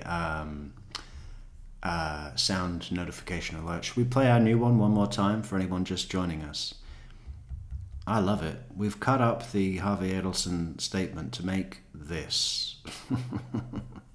Please do support the channel on buymeacoffee.com/truecrimemetrics. PayPal links in the description, Patreon links in the description, social network links in the description, and our merchandise links in the description. Discord, everyone join Discord. Welcome to Veronica Schneider, by the way, who has just joined Discord. Veronica's been a close friend and partner of ours for some time, and she's only just made it to the Discord. Well, thank you. Yeah, anybody else who's not on Discord is missing out. Just join it. It's free. It's open. It's great. And it's always getting better. Links in the description. I have been Donna Adelson's husband for over 50 years, and I could not help but scream in my mind. Donna has always been a one-sided wife who told outright lies. You're sending an innocent woman to prison. Thank you, Judge and jury, for allowing me to speak. You are sending a heinous woman to prison. Thank you, Judge. Well, Yes. you had any idea at this point that you were being recorded? No. Would you have stopped using your phone if you were involved in criminal activity? Of course. So why are you yelling at him on the phone like that? Why was I yelling at Charlie? Yeah. Like that? He's just, because he keeps on, it's the same thing over and over. I don't know how many different phone calls. Like, frankly, I don't even know if this is all the phone calls, because it seems like times jump and dates jump. So where's the calls in the middle of like the phone log that we received? So it just, I was frustrated because it was over and over and over, the same thing, different scenarios, and it's just like, I thought he was losing it. Now, is it weird for you, for Mr. Adelson to be acting all paranoid? No, he's usually a paranoid person. Why? I don't know exactly why, but he just always has different scenarios for situations, and he thinks it's kind of like a know-it-all. Like he thinks he knows. Did Why? he ever try to come off to you like, talk about, ties to the Russian mafia or anything like that? I think I've heard him like mention something like that before, but In your relationship with him, does he Yeah. talk grandiose Yeah. things all the time? But it's fair to call him a paranoid person, right? yes, Now, I want to talk to you about the phone call where you are talking to Mr. Garcia. yes, And you say to him, you give him a dollar amount, and you correct him and saying this is not for Ethan's clothes, yes, and it's a number that you're giving him a dollar amount. yes. You weren't talking about clothes, were you? No, it wasn't. You were talking. So for anybody that doesn't know, Discord, I mean, is it a platform? I suppose it is, but it's just a way that people that follow True Crime Metrics can have conversations about the cases we cover. And we're also looking for some, what do we list it as? We're also looking for some content ideas at the moment, because we want to do a all-time top 10 of the most scathing, brutal closing arguments on record. And I've got a few in mind, but we've opened it to the public, well, to the Discord public, to put forward suggestions of closing arguments that are scathing. It's just a community of people that like True Crime Metrics that can communicate with each other when we're not doing a show. It's just like the live chat, but on Discord. And even better, right? In code. Yes, All right. Now, at that time, do you know why you were talking in code? at that specific time, I might have been around my children or at work. Okay. Did Charlie ever specifically request of you, like, to limit your conversations on the phone? No, Did Charlie ever say to you, don't talk on this phone anymore, Catherine? no. Okay. Now, the next phone call that you have, you do sound like you are speaking in terms of reality. It sounds like you're talking in code. Are you talking in code? What's the next phone call? Okay. All right, I think this is April 26th. Oh. It was at 4:33 p.m. It's called V. And you are referencing that you got the number mixed up. and then you kind of talking about a really good client in terms of realty, real estate ventures. Okay. Were you talking about real estate ventures, if you remember? For that specific phone call, I might not have been. Is it possible that you were talking in code? Probably. Why would you be talking in code about real estate stuff? I was probably next to Yendra at work And where does Yendra work? in realty. In a realty office. Mm-hmm.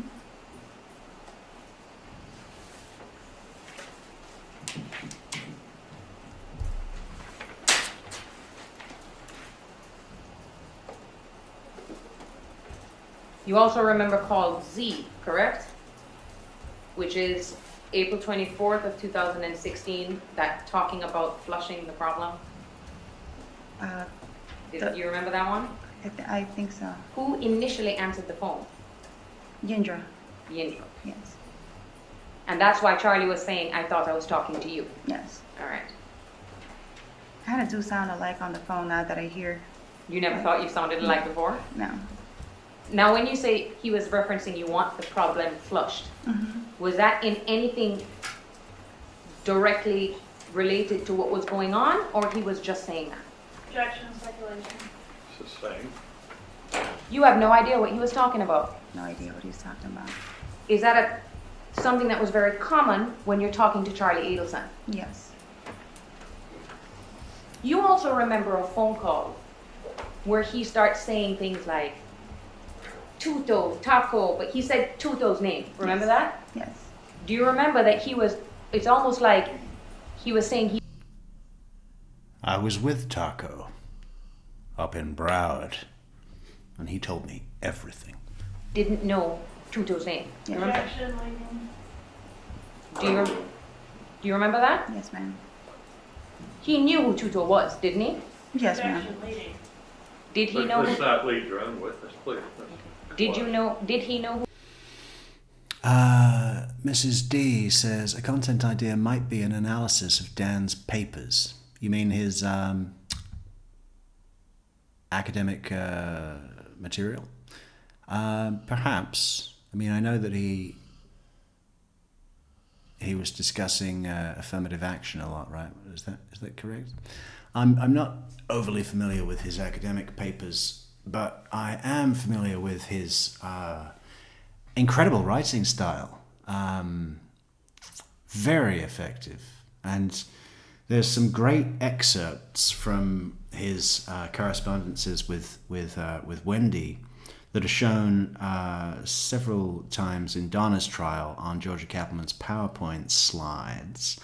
And it's wonderfully written, especially when you compare it to what we're used to seeing from Donna or from Wendi, which they can't write. They're really, really bad, and she's supposed...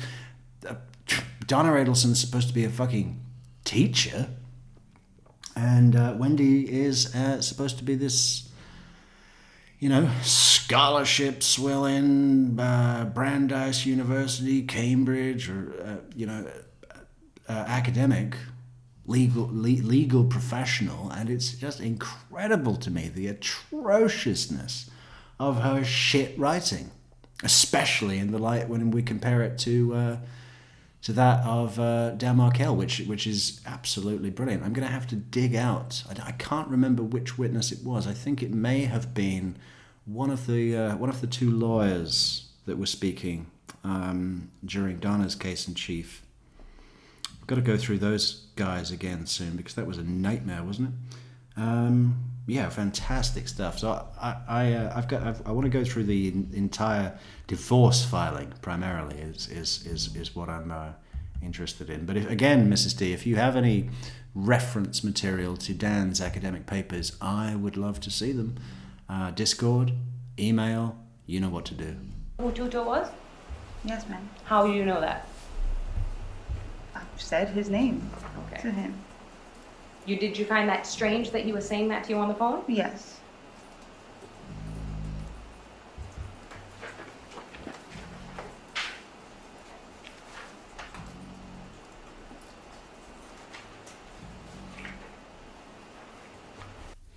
Okay, Veronica Schneider says, would you consider the Epstein case and its ramifications. Right now I am laughing at that creep, former Prince Andrew, Fergie, etc. So many people. Would be interesting to hear from you as a Brit. I have been waiting to do the Prince Andrew interview with Emily Maitlis for a year, and more than a year. Because it is fucking comedy gold, right? I have no recollection of ever meeting that woman. No. When you're in the Navy, it's a fairly isolated business because you're away at sea all the time. I have a peculiar medical condition, which is I don't sweat, because I had what I would describe as an overdose of adrenaline when I was shot at in the Falklands War. I mean, it's fucking every single minute of that is fucking comedy gold, right? We've got to do it. Are we going to do it today? I don't know, but it is certainly in the news at the moment with the stripping of his titles, with his eviction from Royal Lodge. I mean, it is major news, and it is becoming ever more increasingly possible, even likely, that he would face jail time, which is incredible. I mean, what a fall from... I was watching... something popped up about the Lockerbie aviation crash that happened in 1988, I think. But, you know, it was looking at the debris field, and, you know, you saw Margaret Thatcher arrive, and then who arrives but Prince Andrew in fucking full military attire to see what's happening on the ground, and to try and find some young Scottish lassies, I suppose, as well also. I mean, if that were to come up. Yes. No, absolutely. Maybe that'll be our Sunday fun day, Veronica. The Prince Andrew interview. I will take a note. Prince Andrew interview, because it's been on my intentions list for some time, and maybe it's just time. Maybe all we needed, Veronica, was you to come forward and say, cover this case. Thank you, Veronica. And on these recordings, there are recordings of you talking about you working for Charlie, right? Yes, ma'am. There's also a recording of you talking about paying for the Lexus, right? Yes, ma'am.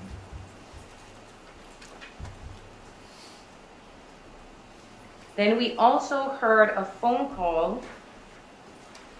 The last phone call that we heard between you and Charlie was on May 13th of 2016, right? Yes, ma'am. But there are many other recorded phone calls after that, right? I would think so. In fact, let's jump forward now to when Mr. Garcia gets arrested. Okay? That's a day that you remember. Yes, ma'am. All right.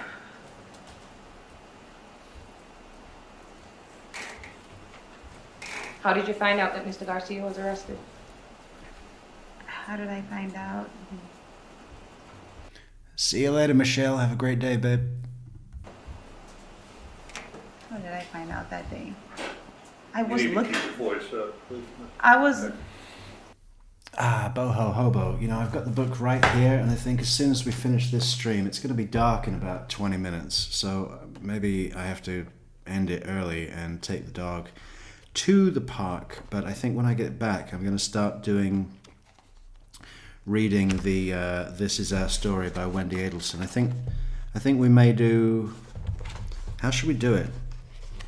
Because if I just posted up a reading, like, audiobook with chapter by chapter, like one video per chapter with points for discussion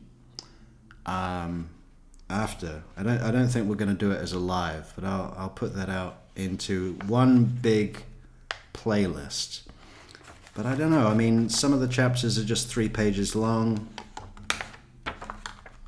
and some of them are much longer, so I'm not too sure how to do it, but I think we should do it. I think it'll be good.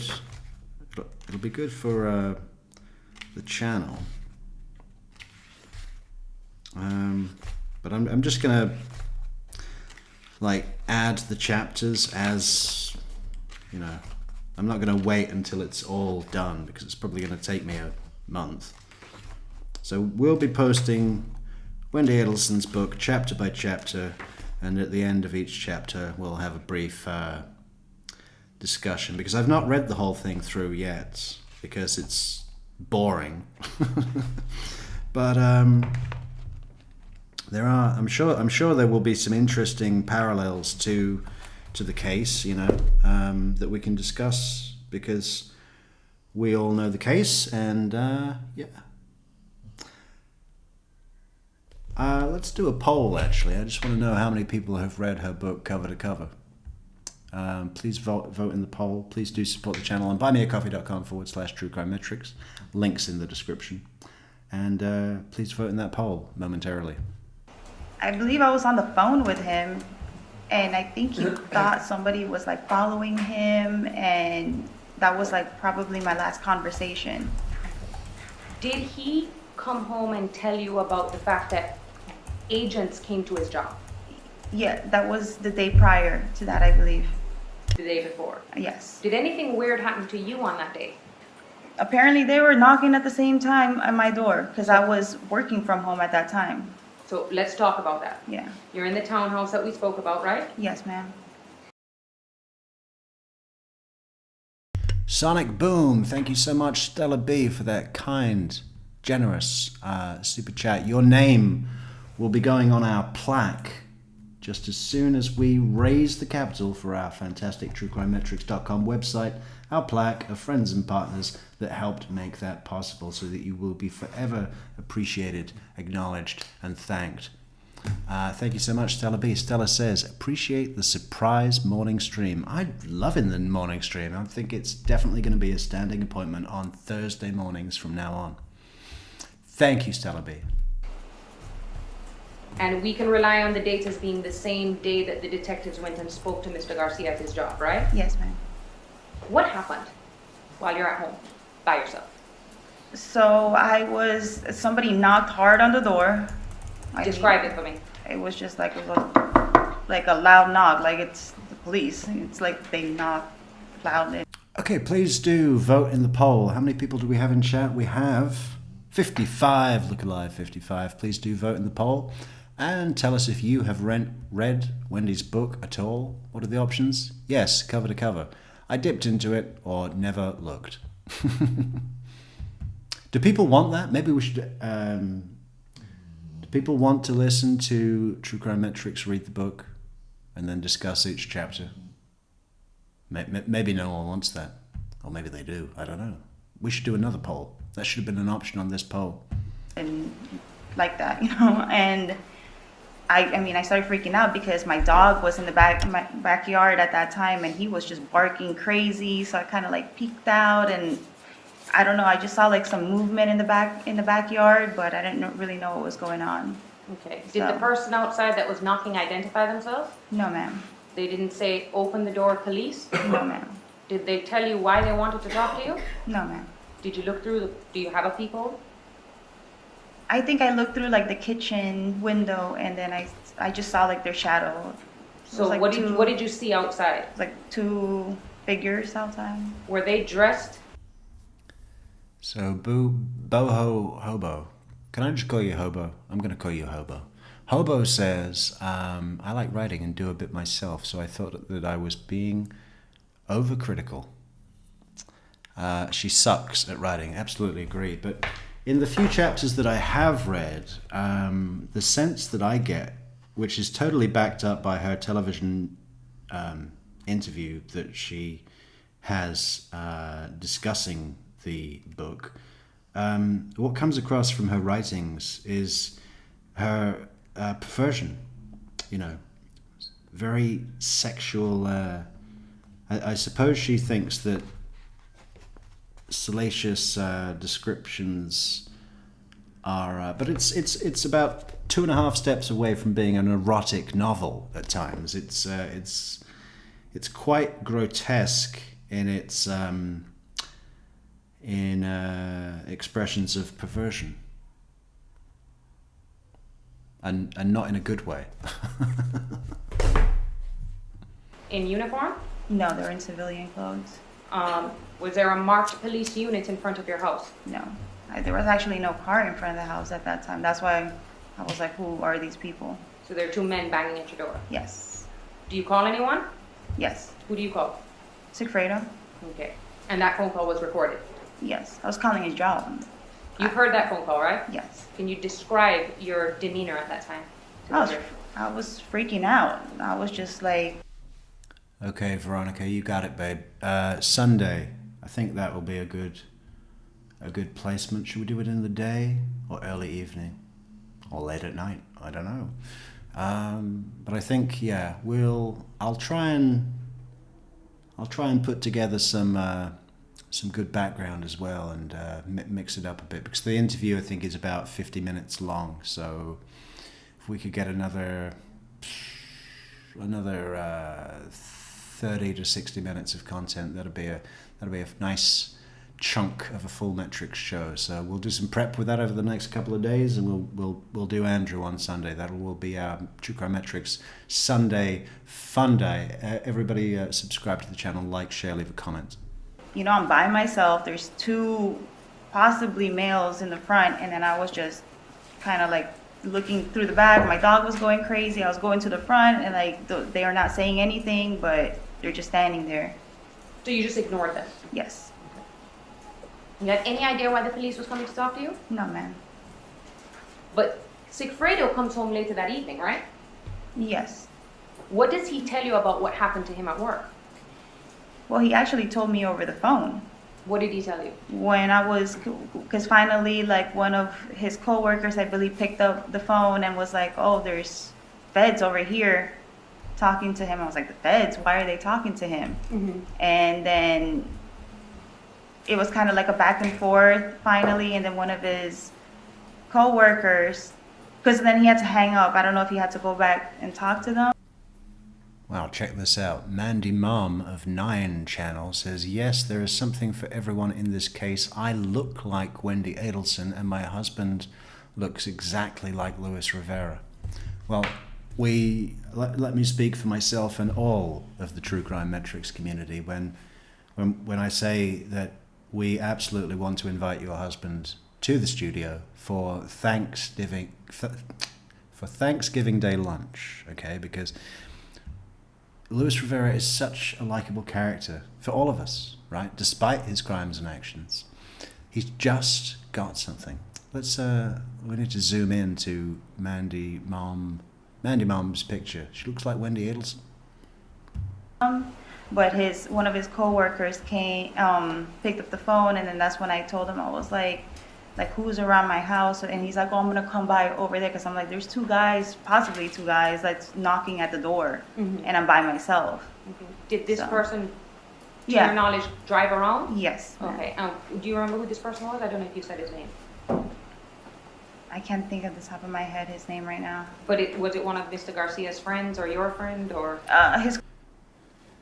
Hey, Mandy Mom, I checked it out, and I do see a resemblance. We have allotted, what's her name? Jennifer Lawrence to play Wendi Adelson in the blockbuster, but absent the appropriate funding or budget, we will be making a short guerrilla-style movie. So I ask you, Mandy Mom, any acting experience, or do you just feel like you could give it a go anyway? Because we need someone to play Wendi. If Jennifer Lawrence is not available, which she probably won't be, let's be honest. Co-worker. Okay. Yeah. And when he kind of circled around your house, did he give you any information as to what he observed? Yeah, he What said did he that say? there's probably like like federal agents in an unmarked car, like outside, like not even. The rumor about Prince William is that he's into pegging, which is fine. You know, there's no shame. There's no shame in a little bit of role reversal between you and your wife. But apparently, what's her name? Kate Middleton isn't into performing the act. So he goes elsewhere to be pegged by other women, which again is fine, but at least own the space. If Prince Andrew came on stage, if Prince William came on stage, held up a strap on, and encouraged young men to allow healthy experimentation, I'd be a complete 100% supporter. But don't pretend that you don't have a kink, you know? Own it. Outside of my door, but like probably a block down. So they parked their car down the street Yes, and then walked up to your door. yes. What, if you remember, what do you and Mr. Garcia talk about that night? Did you ask him, like, why are the Well- feds coming to your job? That night, well, because when I was already on the phone with him, he told me he didn't. Mask Italia says, all of these sad, desperate women who date Charlie Adelson. The dude was so uncool, not funny, cheap, and came from a gross family. Oh, and a bad person as well. I don't see the attraction at all. I don't see the attraction at all. You know, his go-kart aside. Do you want to come go-karting with me? You know, June, bless her. All she saw was fancy dinners. He didn't buy you fancy bags like old June has and fancy shoes? Historical was. Yeah, I don't see the appeal. Don't see the appeal. And despite the fact, one of the most uncaring, manipulative, gaslighting individual, you've all heard the call, right, with June. June, you're being weird, June. June, you're making me want to be with other girls. You're stupid, June. You're either stupid or you're lying. No, you told me to cheat. You told me to cheat, June. You said when I left for Manila, you said I could cheat with other women, June. You know, unbelievable what he did to that girl, and shamelessly. No consideration, empathy, or anything for how another person would feel from his actions, right? Very disgraceful. Just a horrible human being. But what do you expect? The sad thing is that Ben and Lincoln are on the fast track to becoming his mini-me versions, right? I mean, who raised Charlie Adelson? That fucking psychopathic Donna, right? Who raised Ben and Lincoln for pretty much their entire lives? Same woman, right? Same morals, same values, same step on anyone else's neck and it doesn't matter as long as you get ahead teachings, which is, some would say, the greatest tragedy of all in this case, is that they were robbed of positive influence and, you know, groomed by the kind of influence that will, you know, surely make them into equally horrible people. It's a great shame. No, but we were planning to go for my daughter's birthday to Disney, so. As to what Mr. Garcia told her. What they talked about. A sustained objection. You were planning to go where that weekend? To Disney for my daughter's birthday, Because your daughter's birthday was May 30th, and this was May 25th. He got arrested May 25th. Right. Did you know that this had anything to do with anything in Tallahassee? I think he said on the phone, like, they asked him about Tallahassee, and I was like, well, what about Tallahassee, you know? Well, why would they ask you about Tallahassee, basically? Now, let's talk about his arrest. Yes. When Mr. Garcia was arrested, describe for the jury the media attention surrounding his arrest. Well, apparently it was everywhere. It was on Facebook, so it was on Facebook. I believe it was on the news. I really kind of just shut down and didn't want to really hear about anything. And there is a recording of you when he's arrested, right? I think so. And how do you sound on the phone when? Oh, when I was. Another thing that we're putting out soon, just as Katie here is being asked about the recording after Sigfredo was arrested. I think that we've got all the Adelson wiretaps, right? There's about 350 of them that we've got here. And I've been thinking about how to publish those. Because I think putting up 350 individual videos is going to take me way too long to achieve. So what we're going to do is break it down by date of recording, because some days there's like 12 different wiretaps, some days there's 2 or 3, and you know, it's just a variety. So look out for that in our channel page, on our channel page, day by day. So for instance, if it's April 25th, 2016, every wiretap will be in one video, and we'll put chapters. We'll put chapters in the description and little explanations about what each one is. That should be cool. Yeah, look out for that on our channel page. Again, it's going to be something that we're just going to have to do as we go, day by day, bit by bit. When you found out he was arrested? I was distraught. Did you think at that time that Mr. Garcia had anything to do with the murder? No. At some point, is it very soon, are you privy to the warrant that was drafted for Mr. Garcia? I believe so, yeah. Okay. And it laid out basically the entire case? Yes. Against Mr. Garcia and Mr. Rivera? Yes. Right.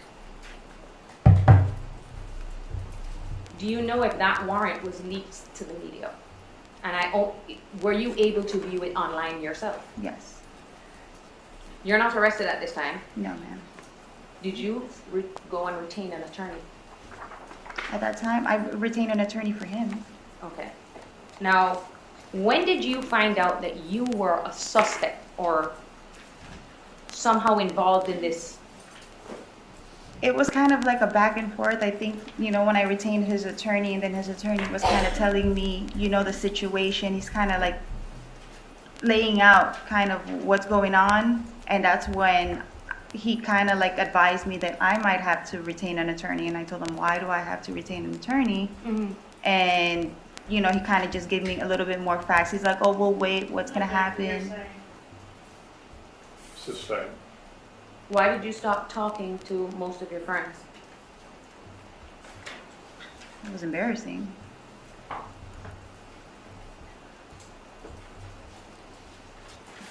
Were people trying to reach out to you? Everybody was trying to reach out to me. And did you ignore most of them? Yes, ma'am.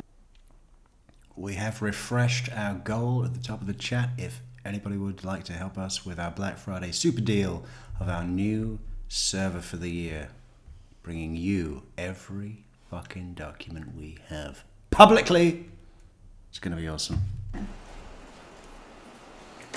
When did you come to find out that a warrant for you had been prepared and released to the media? I can't give a specific date because all those dates are kind of meshing together. But this was after Mr. Garcia was arrested. Mona Lisa says, my suggestion is to cover Hemi Neumann versus Georgia. Daycare murder trial. Rusty, the victim, was married to Andrea. Hemi was Andrea's boss. Packed with drama, especially when Andrea takes the stand. Okay. Hemi Neumann. Hemi Neumann.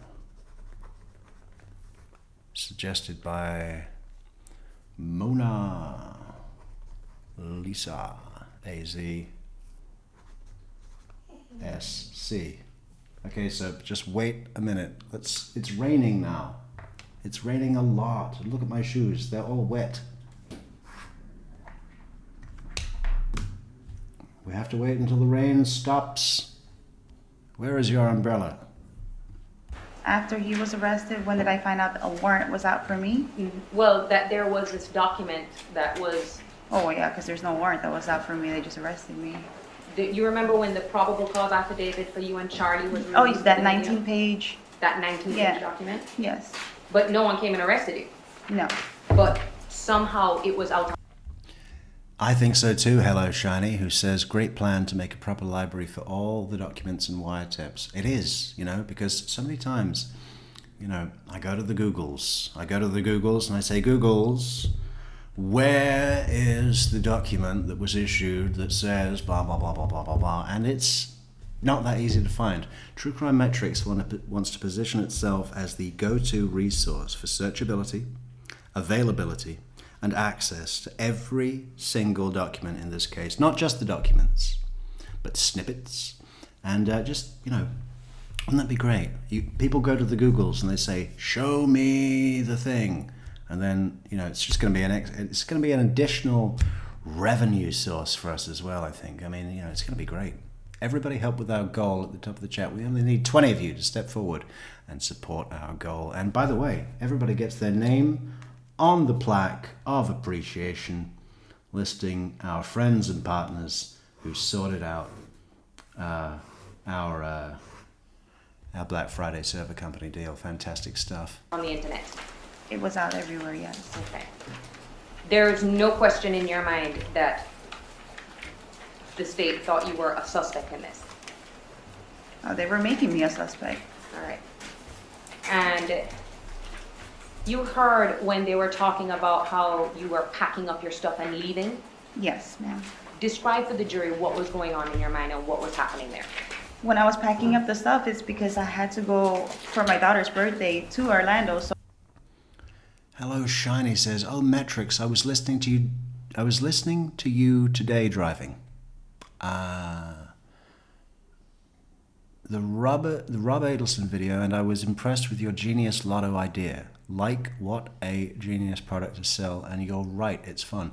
Okay, so the genius lotto idea, and by the way, both of the Powerball and the Mega Millions lottery rolled over, right? So the one of them was $900 million, one of them was $500 million. Powerball is now 550, and Mega Millions is now 900 and something. So it's gone up, right? I mean, and that's great because technically we didn't lose because no one won, right? So if you want to send us, if you want to get involved, if you want to send us a coffee on buymeacoffee.com/TrueCrimeMetrix, we will send you the Magic Metrix winning lottery numbers. And if you win $950 million, we split everything right down the middle. You can send us a check. Please make it out to Metrix for tax reasons. Yeah. Or if you don't want to support the channel on buymeacoffee.com, you can also get the Magic Metrix numbers for free by sending us a private message on Discord, Instagram, or Facebook. I mean, I don't even like saying the word Facebook anymore. I've been thinking about just removing the account just because it feels dirty. But we are on Facebook. So send us a private message or support the channel on buymeacoffee.com. PayPal links in the description, and we will send you the Magic Metrix Mega Millions lottery numbers, and we split everything right down the middle. I was already packing up. I kind of had pre-packed clothes already for, the whole weekend stay that we had. Were you also scared to stay in that house after Mr. Garcia was arrested? Yes. Where did you move or go and stay with? Well, actually, And I should mention that it wasn't just my own genius that came up with that idea. We have to give credit to our good friend and partner Piebird, who alerted me to the fact of the US lottery recently. But we did expand that into offering it to a wider pool. Okay, so credit to Piebird and also credit to me. Actually, my brother advised me that my family didn't feel comfortable for me to live there by myself with the kids and with everything that was going on and how he got arrested. You didn't flee the country. No, I did not. You went to your brother's house in Broward. Yes. When you get a good stopping point, watch security find out too for a break.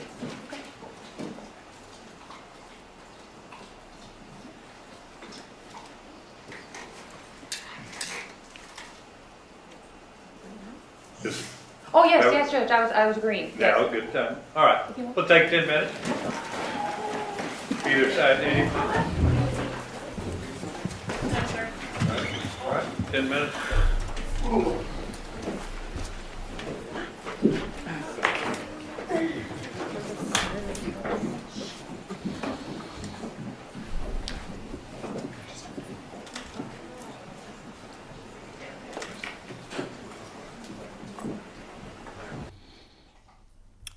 Hello, Shiny. We didn't even know that they had lottery in Australia. But okay. But I think if it's in the southern hemisphere, then I have to turn the numbers upside down, or something, right? I'll have to do a Googles and see how that works exactly. But yeah, send us a message privately. And we'll send you winning magic Metrix numbers. You can do that on buymeacoffee.com. You can do that on Discord. You can do that on Instagram or Facebook. Yeah. And Madeleine, I'm going to get my lottery ticket today, my lotto ticket. So that's a happy place for us to end, isn't it? 3 hours, 46 minutes in. Just a little shimmer of daylight left, enough to see my dog. Kind of don't want to end though. I love the daytime Metrix streams, and don't forget, it is 2 years today that Donna Adelson was arrested at Miami International Airport. So I'm thinking we should acknowledge that later on at our usual hour.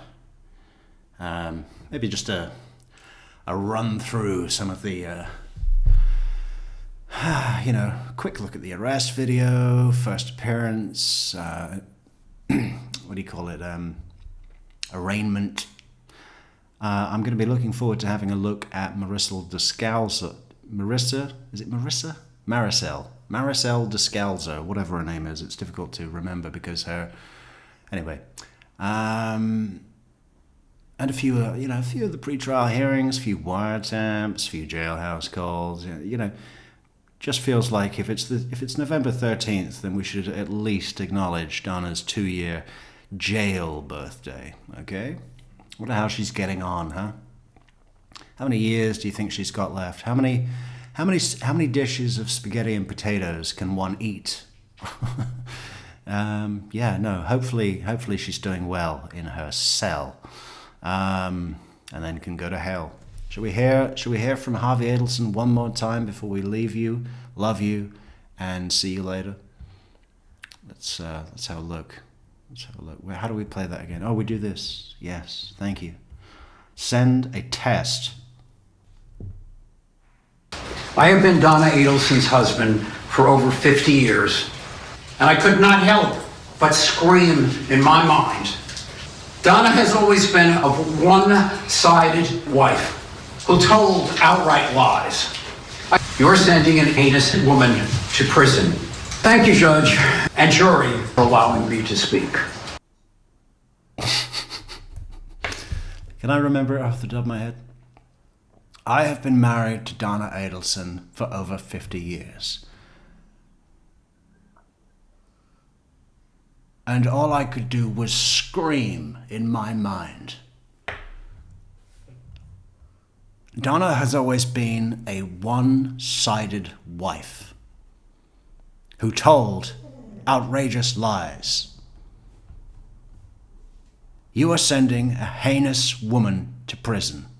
Thank you, judge and jury, for allowing me to speak. Great idea from Christina. I mean, I made it better. So again, thank you to the genius of Christina, and also thank you to the genius of me. Hello, Shani says, I'll figure it out, and I'll figure out how to do the buy coffee. I do the monthly, whatever it is. I do the monthly, whatever it is that sends you money. Memberships. On what platform are you a member? It doesn't matter. Patreon memberships are great. YouTube memberships are great. Coffee memberships are great. They're fantastic. And they're going to be even better soon. Just as soon as we get our exclusive content rights. Piebird says, FYI, no drawings on Thursday nights and Sunday nights. What, they do every night of the week? I thought it was just once a week. Okay, that's great. Thank you, Piebird. Yeah, the numbers need to be upside down. I think Andrew stuff would be fun. We're doing Andrew. We're doing Prince, former Prince Andrew, on Sunday. That's going to be our Sunday fun day.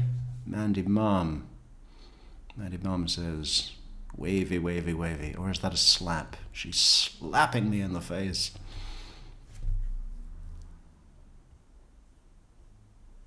Hobo Metrix, check out the body cam vids of people trying to scam the lottery.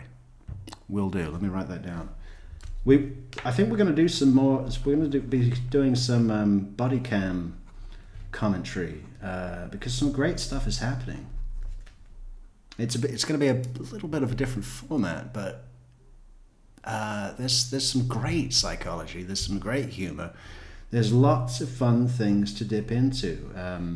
From a channel that I've recently been having a look at. Yeah, that's going to be something new, a new wave, a new Metrix wave. Yeah, so what was I writing down? Body cam lotto cheats. Great, good stuff. Thank you, Hobo.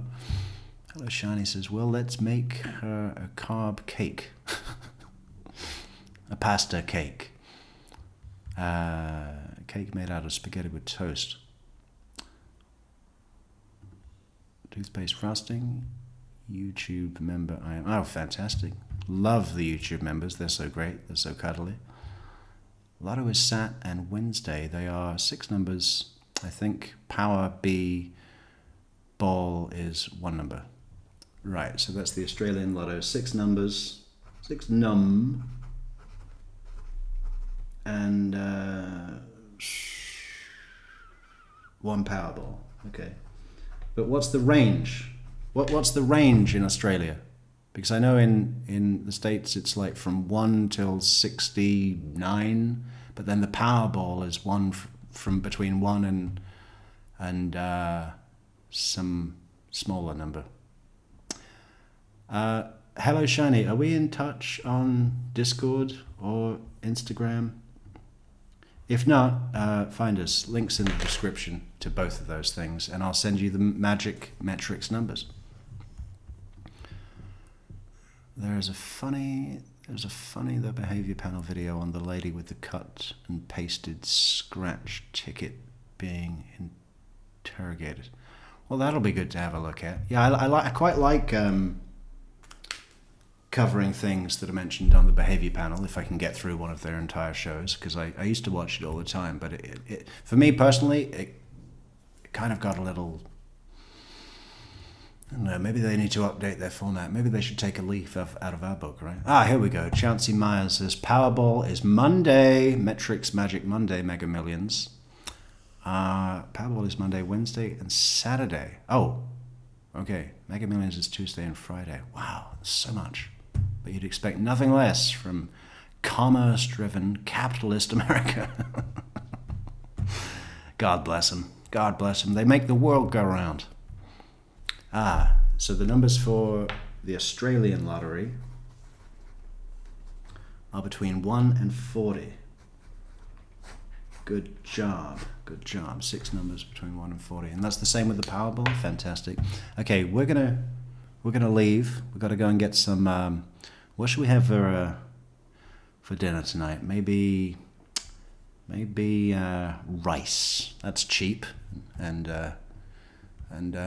yeah, some brown rice with maybe we'll fry it with an egg, a little bit of onion. That will be lovely. What else could we put? I think there's half a bell pepper in the fridge. God, we're exclusive. Yeah, right. Look, they keep sending comments, so it's not my fault. Salmon? What am I, a fucking millionaire? Jesus, salmon. Salmon, yeah, amazing. I remember, I remember when I used to be able to afford salmon. When I had a real job. But then I had to go to work every day, so, you know, it swings and roundabouts, right? Belts and braces, belts and braces. Heavy pedal does get repetitive. It came a bit better. It's come a bit better, though. Again, though, the boys have a bit of fun and interact a good amount more. My fixed 6th grade report card looked better than the lotto ticket. My fixed 6th grade report card looked better than that lotto ticket. Ah, I see what you mean, because they had a fake one. Right, okay. Salmon. We're going to leave on that fish tease. And it's not something that's even in the discount section very often. And when it is, people grab it like wildfire, right? They're just lining up.